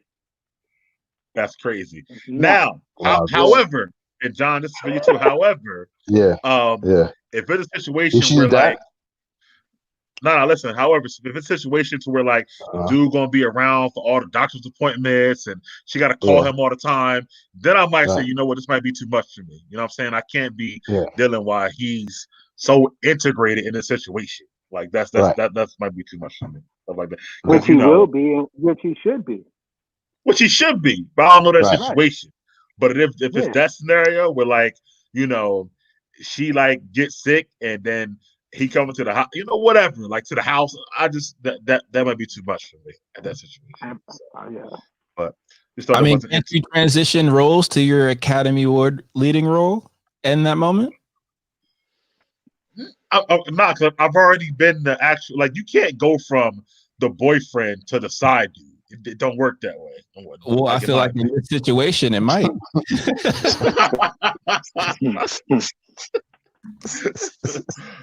if I'm the boyfriend, that means my feeling for you were much stronger. So I can't go back to being the side dude now. Like, you know what I mean? Nah, it's gonna work. You can't. There's no way. Nah, there's no way. We'll be cordial, but we're not doing that. Nah, we ain't doing that at all. Where's the integrity? Where's the dignity in that? Come on, gotta go. That's what I'm saying. The next one, we'll move on, is this from a post from oh, there we go. Thank you, Josh. You reading that now? Yeah. That's a good one. And Alexa, I said you can't turn a hoe into a housewife, but women's supposed to turn felons, cheaters, and community D and liars into kings. Oh, okay. The irony, last part, the irony. Interesting. The irony. So do you agree with her? Or I guess, what do you think of her thoughts? I guess is the question. Let's go with John because we'll let Nas be last. Hold on, starting arguing on purpose, and her anger gonna show you what she feels about you. Ace. I personally thought that post came from a lot of anger and nonsense she's dealt with her past, and I didn't feel like her statement was really relevant because, and the reason why I say that is just because of this. I'm not, at least me, I'm not expecting you to turn somebody who shows all these bad characteristics into a king and all this other stuff. If this person is bad and they don't want to change, don't deal with it. But I feel like there's a difference in where you might meet somebody who wants to change but never had the access or had anyone to give them the opportunity or a day to actually make that change. And I feel like she was just talking from her bad experiences and just putting it out there like, oh, I'm supposed to do this and that and just be be good myself and not work and just ignore my needs. And I didn't like how she positioned it because all that stuff she was talking about, that's stuff that she's dealt with already. And it seems like she has not moved past that direction. So that's why when I saw the statement, I just thought it was funny because I feel like she's just speaking out of pain as opposed to the reality of how you can handle a situation like that. Yeah. Are we frozen or are we going? There we good. We good, right? Everybody good, I think. John, you hear me? Yeah. All right. So, but I get what you're saying about her personal situation. Right. But so do you think both can be done? Like, you can't turn a hoe into a housewife, or you can't turn a whatever serial cheater into a king and whatnot? Like, I mean, it's about what you decide to do. If you make a choice, let's say somebody who does drugs consistently, right? Over and over and over and over again. But then they get some sort of light, regardless if it's a person or if it's within themselves, they make a decision and say, you know what? I want to change. I'm going to do whatever it is to get to that point, right? But it's like if you position yourself to where I'm going to use Future, where he uses these things where he kind of plays the victim to an extent, but he doesn't want to change at all. But he gets jealous when somebody who gives the image of something better, you get jealous off of that. But when you could have had that, if you just made the necessary changes to keep whatever it is that you wanted intact. And I feel like that's the big difference that people tend to forget. If you actively make the decision of you wanting to change in comparison to somebody saying like, oh, I want this, but I'm not actually giving you the effort to get that. Okay. What you think about the statement, Nas? So I think both can be done for sure. Okay. Turning a hoe into a housewife, in a certain level of life, that's a thing. You know, certain guys thrive off of doing that, and there's women that thrive off of turning men, you know, felons into kings and community dick into personal dick, etc. That's an actual thing. So yes, it can be done. I don't think it's fair for any individual to take on such a project. I would never, you know, attempt to do that. Kind of what John is saying and what the homie posted as well. It's too much work. You know, work on yourself, and then you will attract whoever you attract at that time. You are what you eat. You know what I mean? So once you work on yourself and you remove the felon mindset and you're back as a citizen and you're active and touch on stability a little bit, you got a little bit of stability in your life, all of these things become attractive. You start attracting different women. You're no longer a project. That hoe is no longer a hoe. You know what I mean? So things change with time and over time, man. So do people. So that's where I stand. Yeah, because it seemed like what she's trying to insinuate is that there's a double standard, and that if a woman was a hoe, we can't, you know, we say we can't just change tired it. Tired of hearing it and not getting credit for what they do, which they do more often than men turning, you know, hoes into housewives. Women are constantly taking on that burden, you know, being the backbone. But that's because they're naturally born to do that. That's the creature they are. They're naturally carers, nurturers, supporters, and loving creatures. So it's easy for them to take on such a task and knock it out the park. You know what I mean? So, and we need women like that. We need women, period. A woman can make or break a man. Right. It's all up to him as to what he allows her to do. It's been going on since biblical days. You know what I mean? Eve made Adam and Eve broke Adam at the same time. Right. You know what I mean? You could do both, man. Okay. Hey, Josh, what do you think about her statement? I mean, it's certainly factually accurate because at the same time, I agree with Nas that you can easily make one or the other. But at the same time, I think women are more prone and attracted to having projects. That's something that they actually enjoy and thrive in. Now, not all women, obviously, but for a majority of women, they absolutely love these do-it-yourself makeover projects. Yeah, they're more capable of doing it anyway. Right, because we don't have the patience for that. Exactly, because at the end of the day, it's a numbers game. Because there's more of them than us, so they actually have to be project based. So it's to me, it's very telling that what they required to have in order to do that, to find a mate, they love doing it. Yeah, it's normal, and that's where she was coming from. Like, it's normalized for women to do it, but not permitted to. Yeah, right. Like, come on, like that. She's just tired of hearing the stigma behind it. Yeah, but let's go back to her original statement, right? You can't turn a hoe into a housewife. So you're okay, depending on if a woman had a promiscuous past, to get with her today or another day? It's levels to it. Everyone has a past. Right? So you can't, live in reality and think she doesn't have a past. You have to have your own standards. You have to, live your life based upon your own morale. And that's where that integrity and dignity comes in as a man. So for me, I have my number where I'm uncomfortable with. Right. You know what I mean? If you knock down more than me, you a problem. So there's no way I can be compatible. I can't be compatible with that. You know what I mean? We can have fun. Don't get me wrong. We could be friends and we could do what we do. We could play the game. But if I'm ready to either slow down or say look for wifey, it'll be hard for me to wife a woman that is just more promiscuous than me, and especially when we live how we live. Like, no. Right.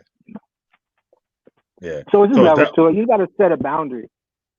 Is that what it is for y'all? Is levels like depending on the level, or is it just depending on if she how promiscuous she was or how known it was? Maybe that's part of it. How people knew she was promiscuous, stuff like that.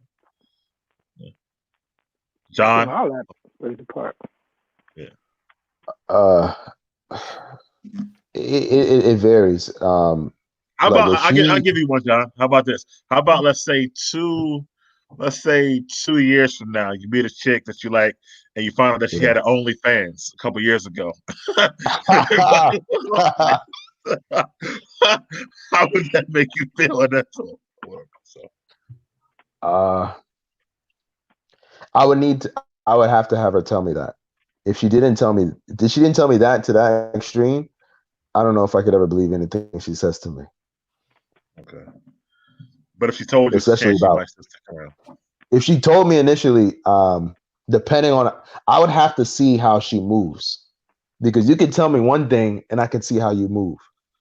If I see how you move aligns with you actually wanting something real and all this, I could take that to a part. I could take that in comparison to something that you did in the past, because I'm not going to, rehash or revisit the things that you did before me.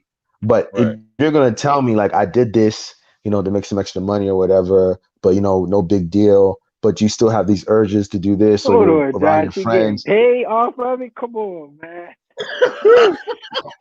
There is no way. The Cash App popping, I'm just a friend. I'm telling you right now. Wait. Nah. So she got paid? Then it's like, nah, it's not work. What? She official.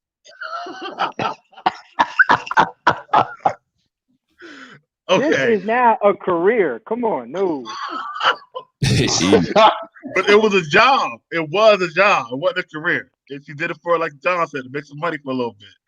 Ain't no little bit. Ain't no turning back from that, brother. Once that get a hold of you, only God can help you on that one. John can't do it. Yeah, that's hilarious. No. So, Josh, her past, if she's changed or wants to change, how would that affect you in a certain way? Well, here's the thing. I mean, we all said on the episode before that numbers really don't matter. Yeah. And they don't matter to a certain extent. And that Nas brought up that extent. If the numbers are comparable with yours and your numbers are high, that's a different conversation. Right. At the end of the day, scientifically, and it's already proven at a certain point, because again, biologically, we're different. We have different functions, right? So at a certain point, at a certain number of bodies, women cannot pair bond with a significant other. They're just incapable of doing it. I'm not saying it's totally impossible, but the way that they give and receive energy, they're not set up to have multiple partners like how we are. Right. Okay, that makes sense. I think going back to the original statement, I think as long as it's acceptable both ways and there's no double standard, then I think I get where she's coming from. Like, long as we can't say like, what I mean, they should accept the fact that we used to be, this, but we can't accept the fact they used to be this, what I mean? It got to be like both ways, in a certain. I mean, it goes down to Nas's point. It's personal standards and preference. So anyone who is not bothered by that, those are the people for you. But for people who have higher standards and who might be higher quality, you might be out of luck. Simple as that. And the beauty of it is there's someone for everyone. Right. Yes. So that's true. You don't really have to worry too much, No, you're always gonna find somebody. I'm saying to Josh, it's not fair for them to expect us to accept things, but on the other hand, on the other way, we're not accepting, but we want them to accept things. But, that's hilarious. Boy. Again, I think it depends on how high the nigga numbers is or whatever. But I do agree with you.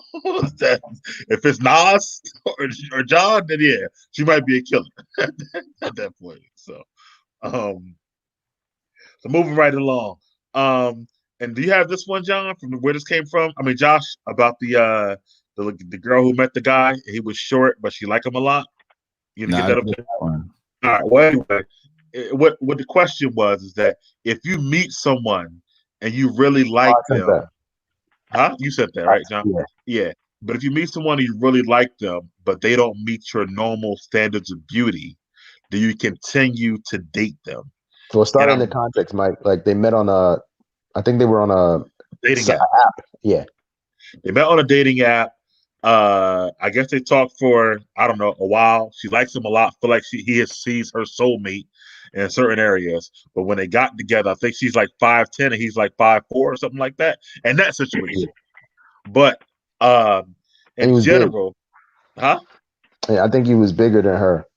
Yeah, he was short and bigger. Yeah. Yeah, that too. So, how about you, John? Would you continue to date someone if you met someone and they didn't meet your beauty standards when you first met them? I guess in person. I guess best way to say it. I guess. I'm gonna explain it this way. All right. It will never happen to me. Okay. One, I need to know. It's just me. I need to know what you look like. I'm not gonna go through this honeymoon phase where we're just messaging and I'm just going to create this catfish theory in my head, like, oh, you're the one and all this. Nah, I need to see what you are, because there's filters, there's plastic surgery, there's all that. There's men who are trying to be women and all this. I need to know what you are. I'm going to find out. If you don't want to tell me, I will find out myself. So it's not going to happen to me. So that whole thing, it would have been over within the first week or two. Anyway, Detective Banks. So, like, you see my skills when you have me look up some people. I know. Allegedly. He's mastered. Allegedly. Thank you, Josh. What about you, Josh? How about you? Because you do or have online dating before. So has it ever happened to you, or would it happen to you, or would you think it would happen to you? Yeah, it could definitely happen, but the way I see it, it's usually like it's kind of like how Nas is saying, the signs are already there. Because if we're being completely honest, beautiful women will never miss an opportunity to show how beautiful they are. So if from the beginning you're not getting photos that are like either recent or, in the moment or things like that, first red flag. But to John's point, like he said, there's what'd you say, John? There's filters, there's all types of stuff to match those photos. Not at all, because number one, we all know that I've dated models before, so I already know what airbrush is. So filter is the poor girl's version of airbrush. So that's easy to dismiss. Shots fired. But what are you gonna say? Send me a picture with no filter? Like, that's what you gonna say to her? Like, or are you gonna do something? I've done that before. Yeah. Did you really? Yeah, I didn't. I said it in a way like, okay, do you have like a regular picture? Like, okay, let's play a game. Let's do like if you have to dumb it down, then I'll do it just to avoid that. But I need to know the real you. Like, what's that? Like, this is not it. Like, what is this? Gotcha. Like, yeah, I'm not playing that game. Like I told you, I'm not the one. You better go down the street. Let's just say it's not a dating app. Go ahead, Let's just say it's not a dating app, but it's a person that you see on social media, right? That you've yet to see in person. There comes an event and you finally see this friend that you're just a friend out, and you like, which happens all the time. I think, man, you didn't really meet my expectations, that I had of you from your Facebook, Instagram, et cetera, et cetera. What do you do then? Do you pursue or do you just fall back? Fall back. You fall back? If she didn't meet your expectations? She didn't meet the expectation I had in my mind due to her Facebook page or the IG page. However, she still is attractive. She's still attractive. That was really the question I'm saying. Like, if she didn't meet your beauty standards, that's what I asked. Okay. Not really ugly or different. Catfish. That's I'm different. saying didn't meet your beauty standards. Yeah, your normal beauty that's standards. Why, right. Yeah. Okay, that's different. I get that. If she's still, it's a go. Yeah. It could still be a go if she doesn't meet my normal standard, because my normal standard could be extremely biased. My normal standard can be based upon my previous relationships that were terrible, but I'm just used to a certain look, right? Now, if that look that you're used to has never worked, then let's try a different look, And if we're talking about finding the one, then you got to get past your everyday normal look that you're used to and be open to newer looks. not unattractive, but newer looks, equal to, somewhat less than. I think it's more realistic anyway.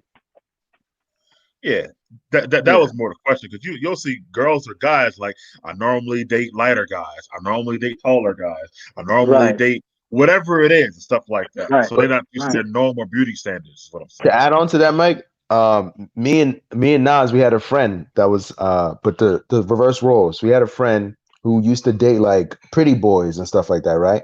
But she always would find herself getting played. So she switched it up and went from like the pretty guy, whatever, to like a regular dude. And I remember when I saw the dude that she was dealing with, I'm like, you don't usually date guys like that. Like, it was like a complete fizzball. Women do that more than men. And she did that because I remember I called her. I'm like, did you just do this because you feel like you could control him, or you did this because you generally like him? And she didn't know what to say at first.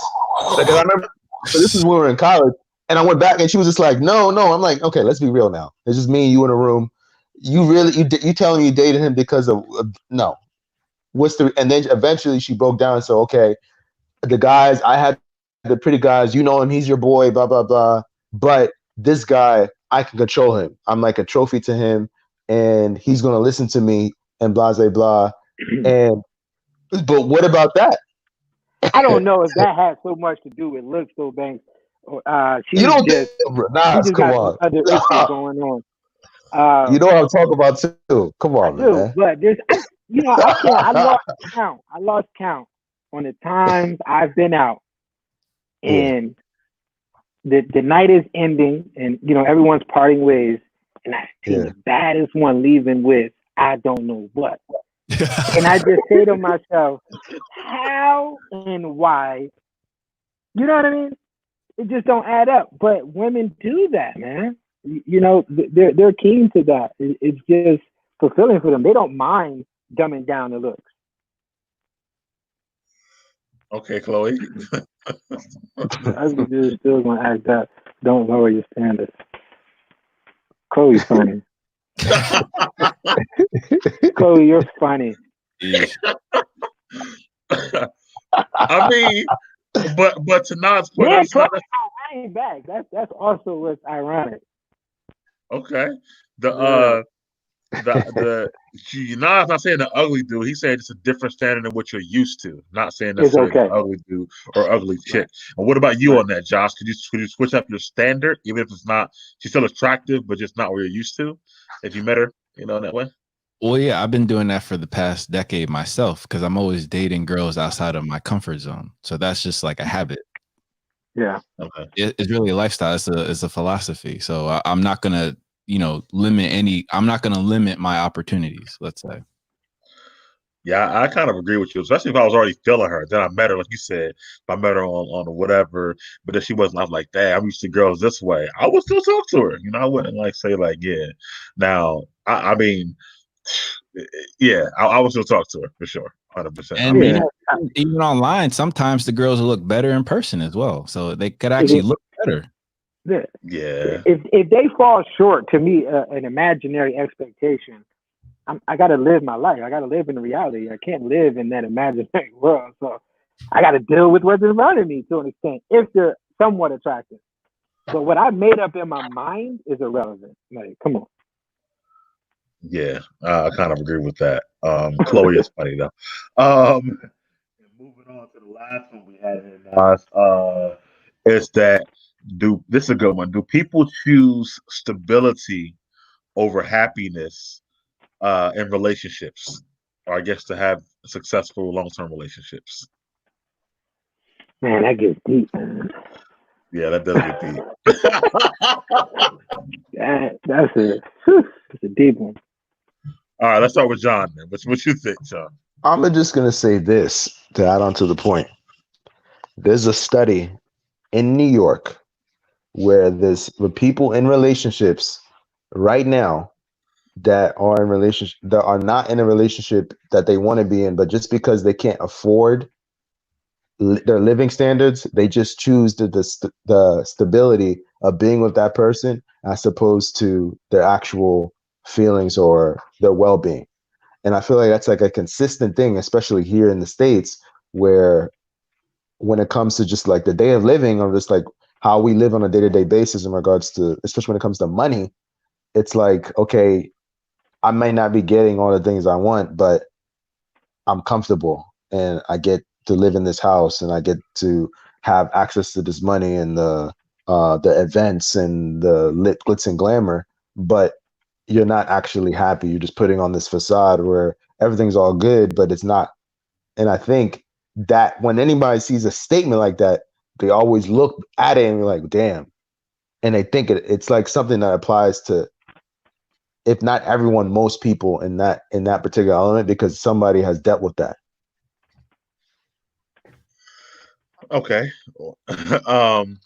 But you would always choose happiness, I guess, or something. Yeah. Got you. Do you think people do that, Nas? Choose happiness over stability. No. Choose stability over happiness. Yeah. I just got a different perspective on that. I think our sense of happiness changes with us as we age. It also changes over time. What made me happy 10 years ago doesn't make me happy now. Stability over time becomes your new happiness. If that makes sense.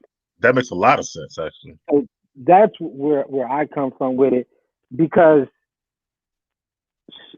I'm happy when I'm stable. Think about all the pros to being stable. How can you not be happy? So I don't see how happiness, overcomes stability. I think they're one. I think they coincide. At some point, they will become one. And that's with maturity and with growth. Again, with time, going to the club isn't going to do it. You know what I mean? And your sense of happiness drastically changes as you age and as you mature. And stability is like the ultimate happiness. I'm more happy when I can provide. I'm more happy if it's finances and it's steady. I'm more happy if it's having multiple chicks. As long as I got multiple chicks, I'm happy. That's still stability. So I don't see where the difference lies. I'll get back to you, Josh. What do you think about this? Well, yeah, I mean, personally, I don't see how you can have happiness without stability. Right. But I think what the question is about is, will you settle and be complacent for, things that are easy, essentially? And it's really up to each person's philosophy in life. Either they are okay with this and they can live with that, or they're actually going to go for what they actually want and not just accept what life gives them. It's really up to them. I think it's more like Bank said, it's more towards about finances, like, or maybe just and you could be having some thoughts on that too, Nas, because it could be about maybe you had a rough childhood, now you're finally in a stable home, with the person that you're with, so that could play a part in it as well. But I guess it's more about like, let's read this first. Happiness is better than stability. I was in that situation. Benefits.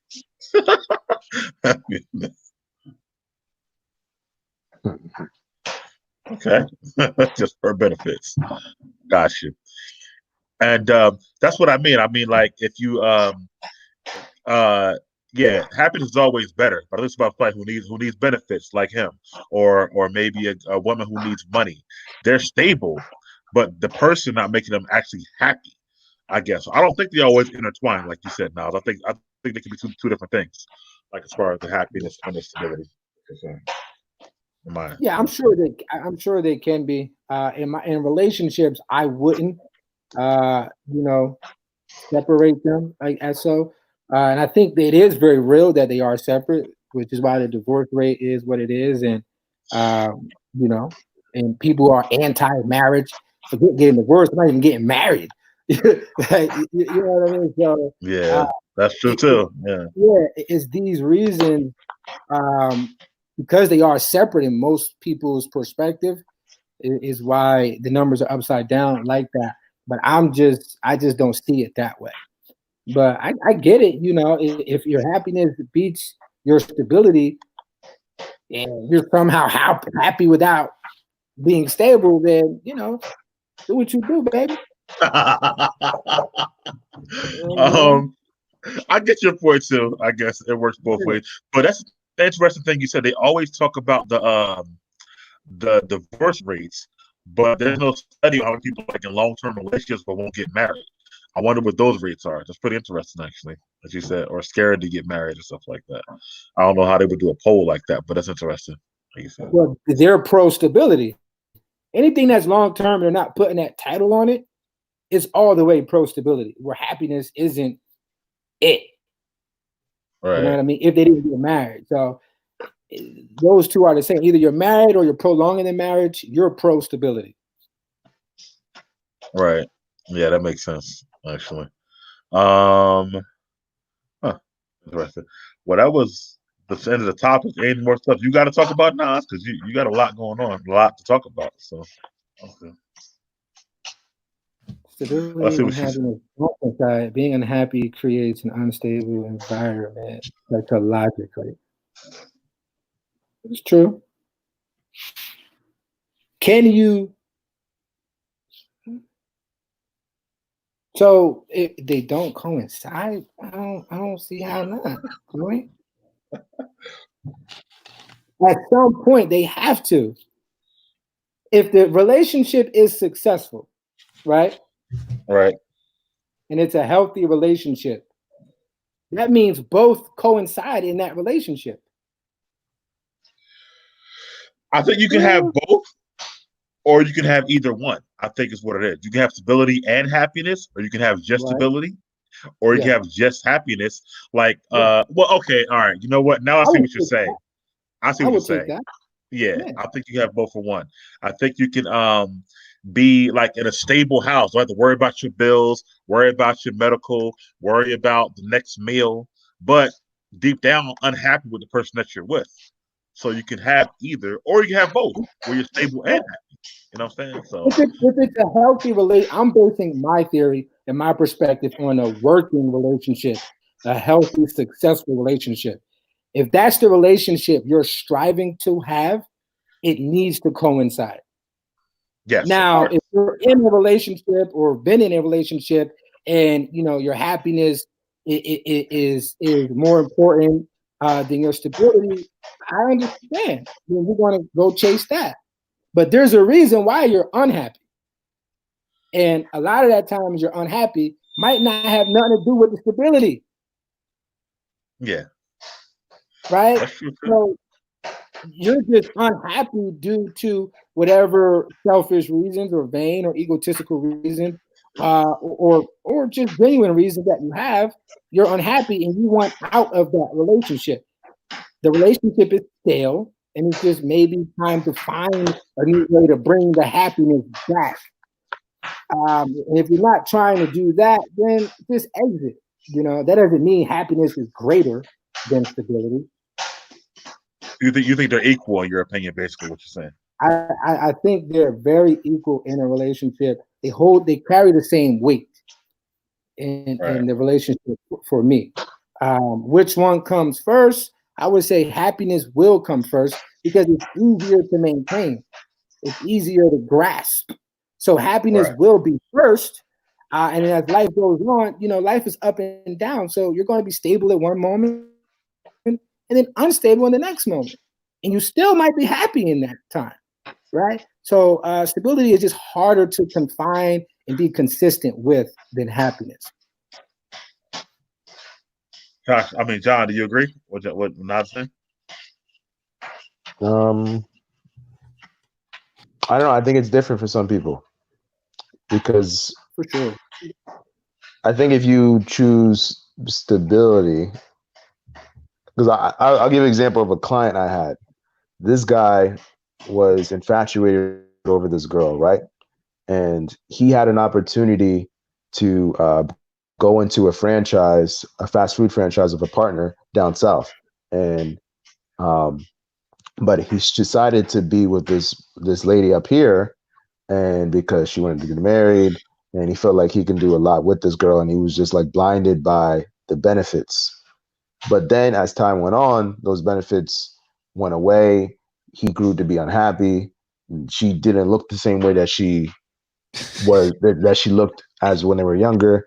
He eventually lost the opportunity of working in the business he wanted to. Like, he became a bus driver, and he felt like he lost everything because he didn't go for what he wanted to do, because he chose that idea of being stable with somebody. And I think even going back to the thing with New York, how there's a lot of people who do that. They choose the stability of being with somebody just because it brings comfort, but they're not actually happy. I mean, they're just settling because this is what's giving them that whatever opportunity or that place to live. So I feel like there's different levels to it, but I feel like there's also that point of where people just choose that. That's why when it comes to divorce, they're so high, because people are just doing it for whatever reason as opposed to doing it for that actual person. For actual happiness. Yeah, I agree with that too. Put that comment back up there, Josh. You're happy the environment isn't sustainable.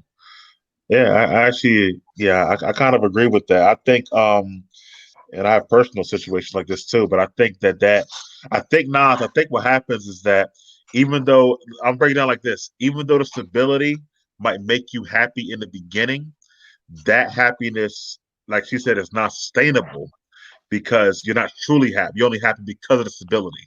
You're not happy with the person in general, or happy with, whatever's going on between you and him.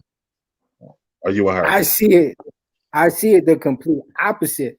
I think the happiness that Chloe's referring to is like, or some people was referring to, is very frivolous and frail. That sense of happiness is going to come and go throughout a long-term relationship. So you gotta bank on what's sustainable. And we change like the seasons change.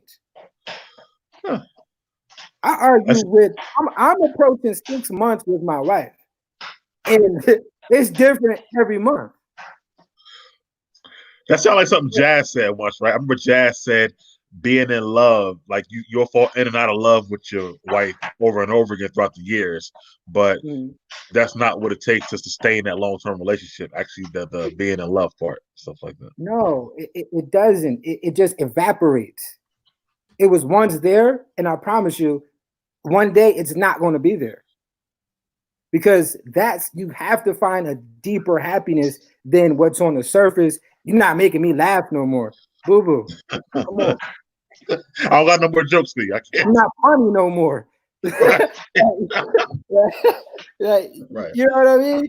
But we have a house over our head. Our children are good. We're good. Our jobs are secure. How can you say I'm unhappy with all of these pros going on?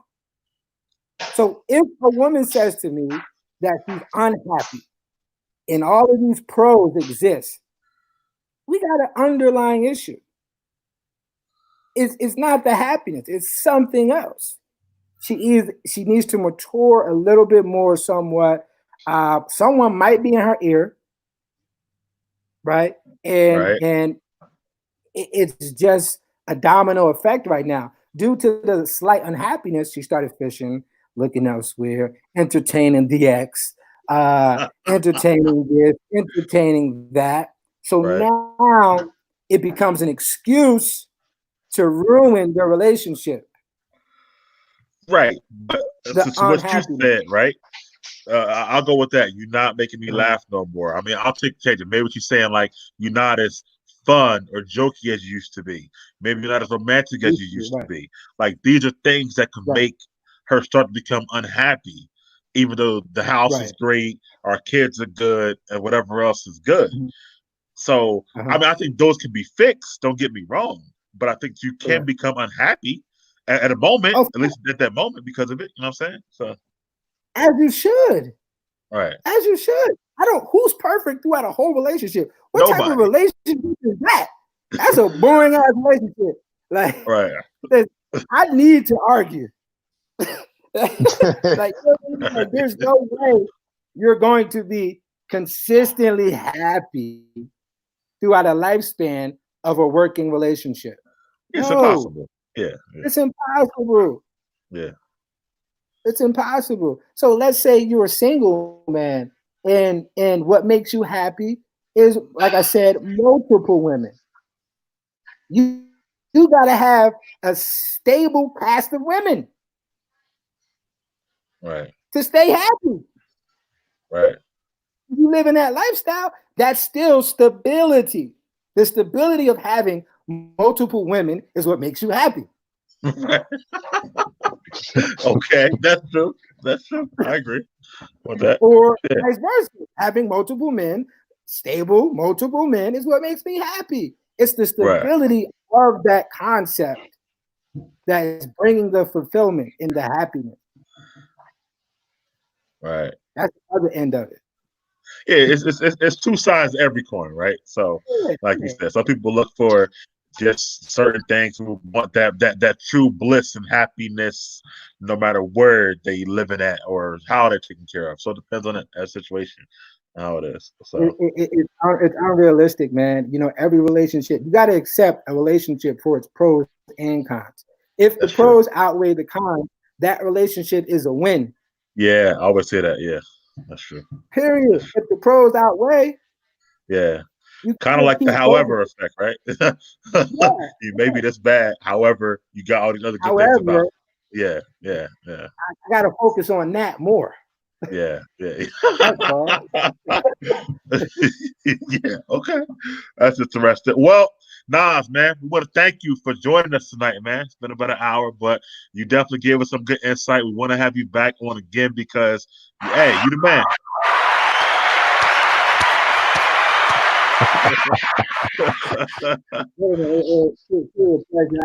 I enjoyed it, man. You know, I'm always on board. Y'all the fam. And New You is just another home, pretty much. You know what I mean? So whenever we all missing right now. So you know what I mean. So it's what it is. He's supposed to be pulling up on me tomorrow. You know what I mean? I'm out here looking crazy, man. Yeah. You didn't even have that much hair, bro. You good? Stop. You know? I don't know how y'all do it. Yeah, well, me and Josh out here looking bad, but I ain't even gonna show mine right now. So, but I mean, you might have to speak for yourself there, Migo.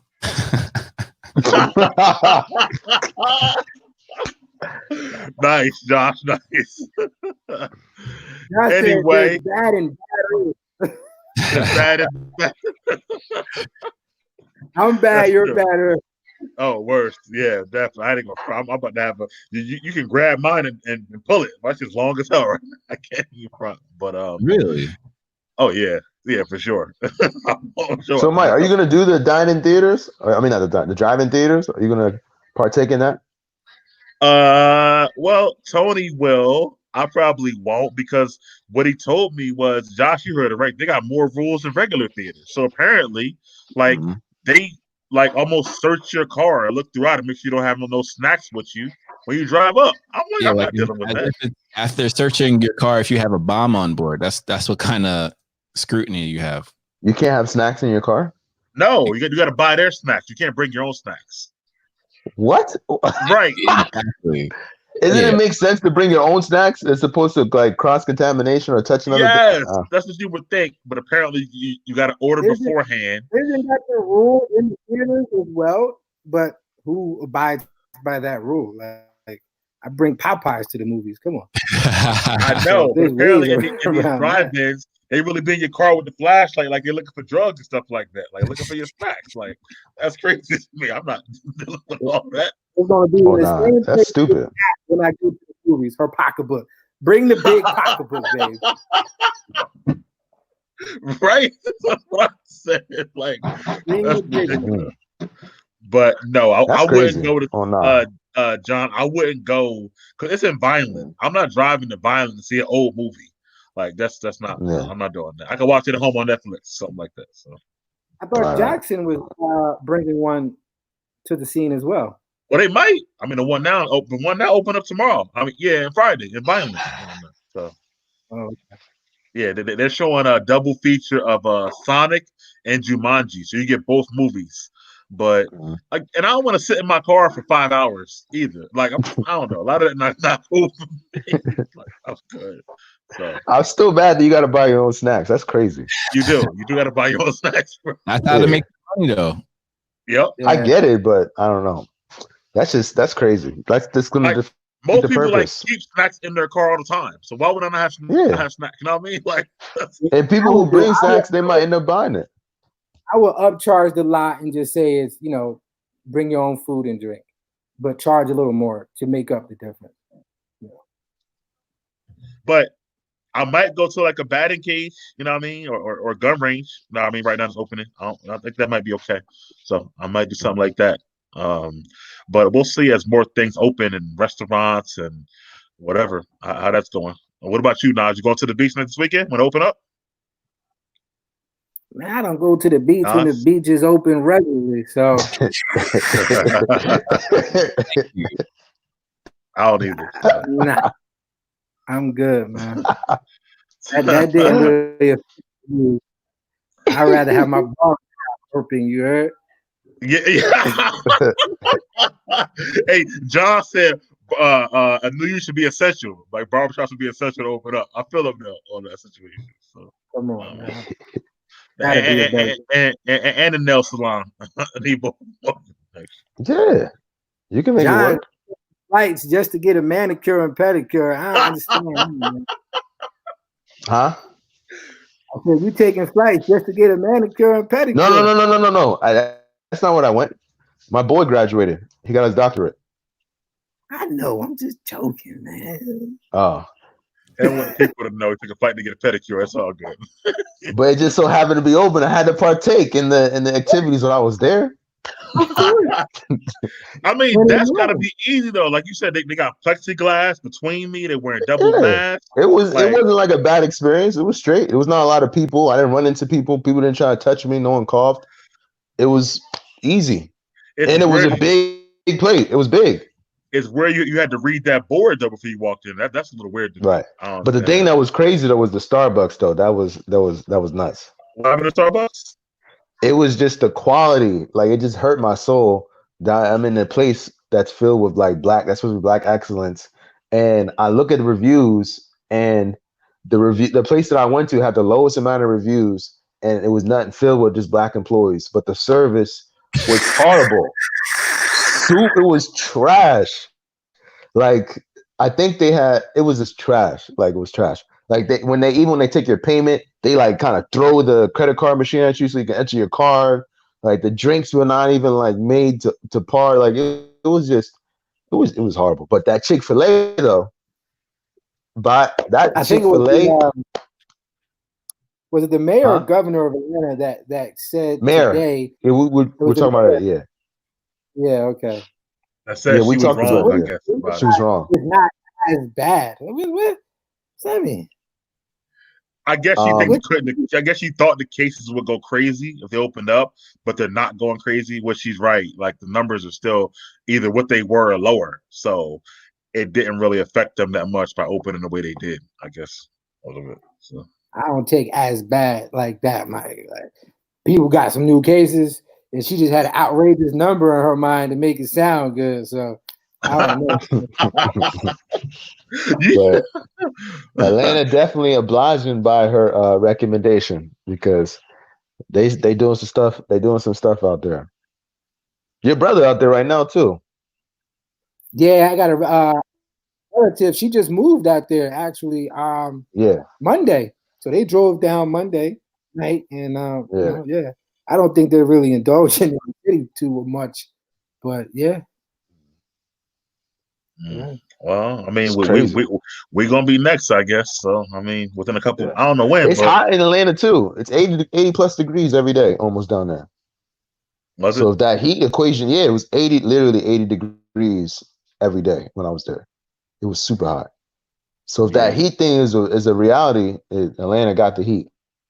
Atlanta got the heat. Yeah. Well, I'm sure you'll be in Houston next sometime, John. So, my gosh, I need a pool there. That's what I need.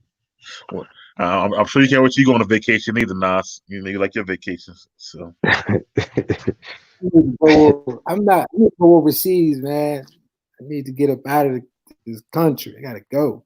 You sound like Josh. Yeah, we need that foreign land, man.